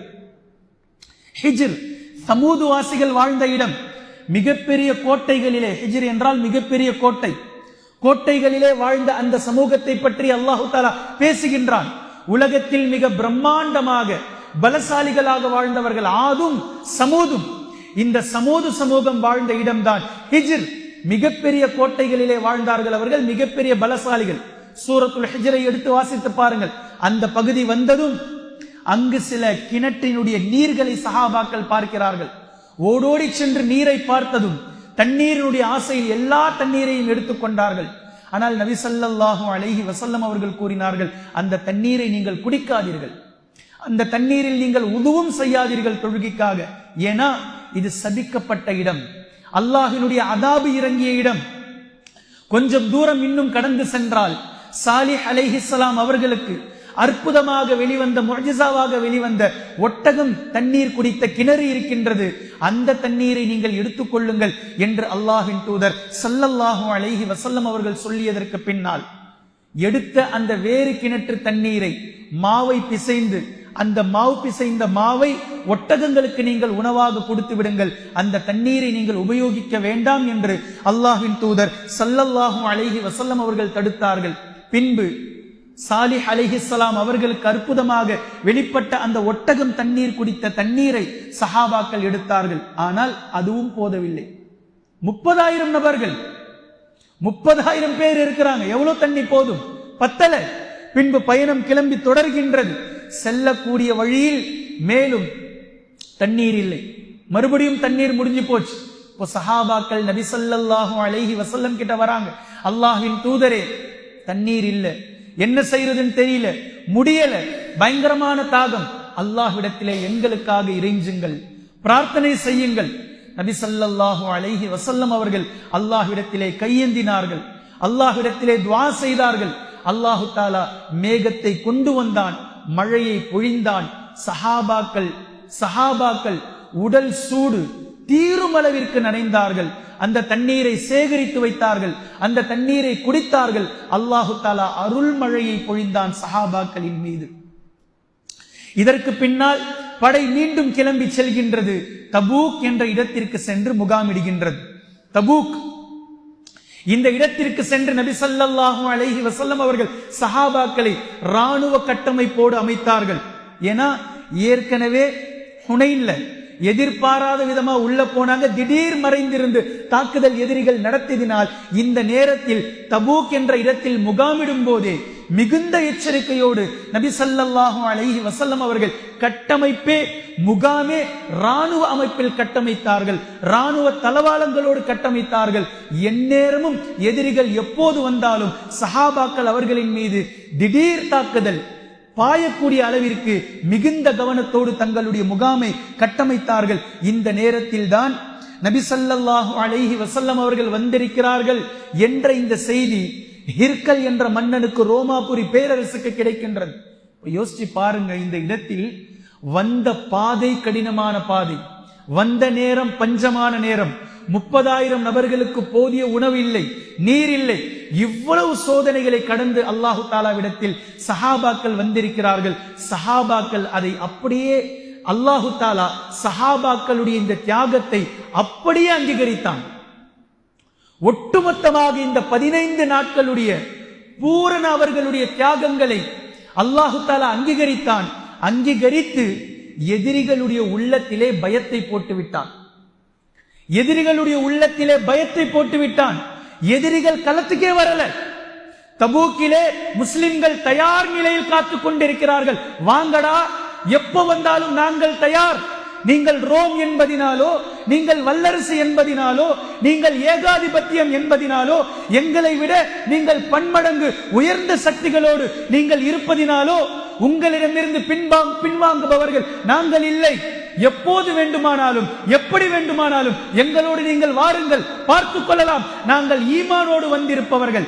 எங்களிடத்தில் உணவில்லாமல் இருக்கலாம், எங்களிடத்தில் நீர் இல்லாமல் இருக்கலாம், போதிய ஆயுதங்கள் இல்லாமல் இருக்கலாம், போதிய படை தளபதிகள் இல்லாமல் இருக்கலாம். ஆனால் தக்வாவோடும் ஈமானோடும் தவக்குலோடும் தீனுக்காக வந்திருக்கிறோம் என்று முஸ்லிம் படை காத்து கொண்டிருக்க ரோமுடைய அவ்வளவு பெரிய வல்லரசு அவர்களுடைய உள்ளத்திலே அல்லாஹு தஆலா பயத்தை போட்டான். களத்திற்கே வராமல் பயந்து நடுங்கி ஒளிந்தவர்களாக ரோமாபுரி வல்லரசு போய்விட்டது. எவ்வளவு பெரிய போர் இது, எவ்வளவு பெரிய விஷயம். ஒருவேளை அவர்கள் வந்து மோதி இருந்தாலும் கூட முஸ்லிம்களின் மீது இவ்வளவு பெரிய மரியாதை சுற்றுப்புற மக்களுக்கு வந்திருக்குமா இல்லையா என்பது அல்லாஹு ஆலம்.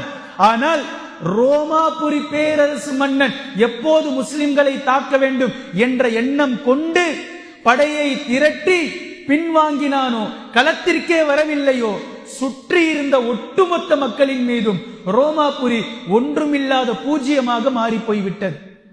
அப்படின்னு துப்பிட்டாங்க மக்கள். சுற்றி இருந்த நீயாடா வல்லரசு, என்னடா வல்லரசு நீ, என்னமோ அப்படி இப்படி ஆச்சா போச்சா அப்படின்னு சொல்லிக்கிட்டு இருந்தாங்க மதீனால இருக்கும்போது.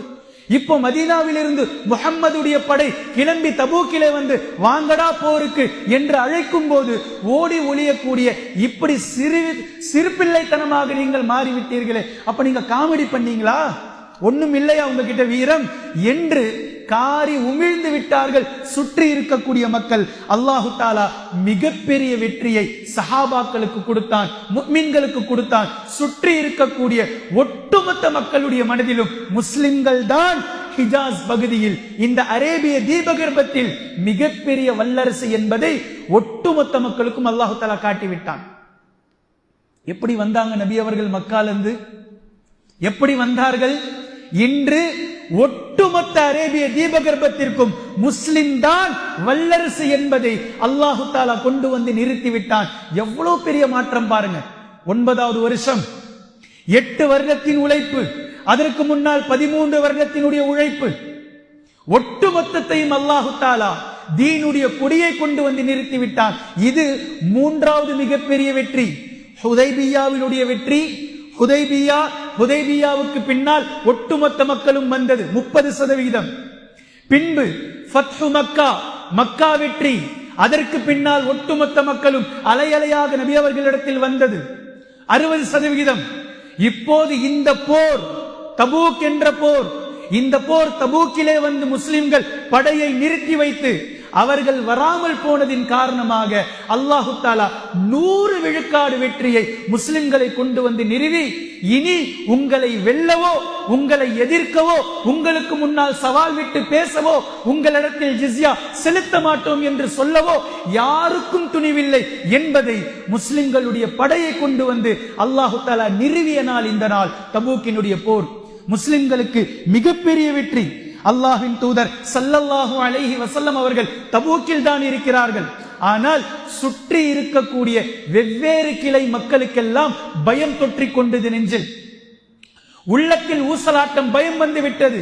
முஹம்மதுடைய இந்த படை அடுத்தது நம்மீது என்ன செய்யுமோ? ஏன் அன்று வரைக்கும் அவர்கள் ரோமாபுரிக்கு கீழாக உடன்படிக்கை செய்திருந்தார்கள், ரோமர்களோடு ஒப்பந்தத்தில் வைத்திருந்தார்கள். இப்போ ரோம் ஒண்ணுமே இல்லைன்னு ஆயிடுச்சு. சும்மா வல்லரசு வல்லரசு என்று பூச்சாண்டி காட்டியது முஸ்லிம் படைக்கு முன்னால் ஒன்றுமில்லாமல் ஆகிவிட்டது. இப்போ அந்த குழுக்கள் எல்லாம் ஓடி வராங்க நபி அவர்கள் கிட்ட, ஓடோடி வருகிறார்கள். அல்லாஹ்வின் தூதர் ஸல்லல்லாஹு அலைஹி வஸல்லம் அவர்கள் கிட்ட உடன்படிக்கை செய்து கொள்வதற்காக உடன்படிக்கை செய்யறாங்க. நீங்க என்ன சொல்றீங்களோ அந்த அடிப்படையில் உடன்படிக்கை செய்து கொள்ளலாம். எப்படி ஹைபரில் அந்த ஃபதக் என்ற மக்கள், அதே போன்று வெவ்வேறு கத்பான் கிளை மக்கள் ஒப்பந்தம் செய்து கொண்டு அரைவாசியை தருகின்ற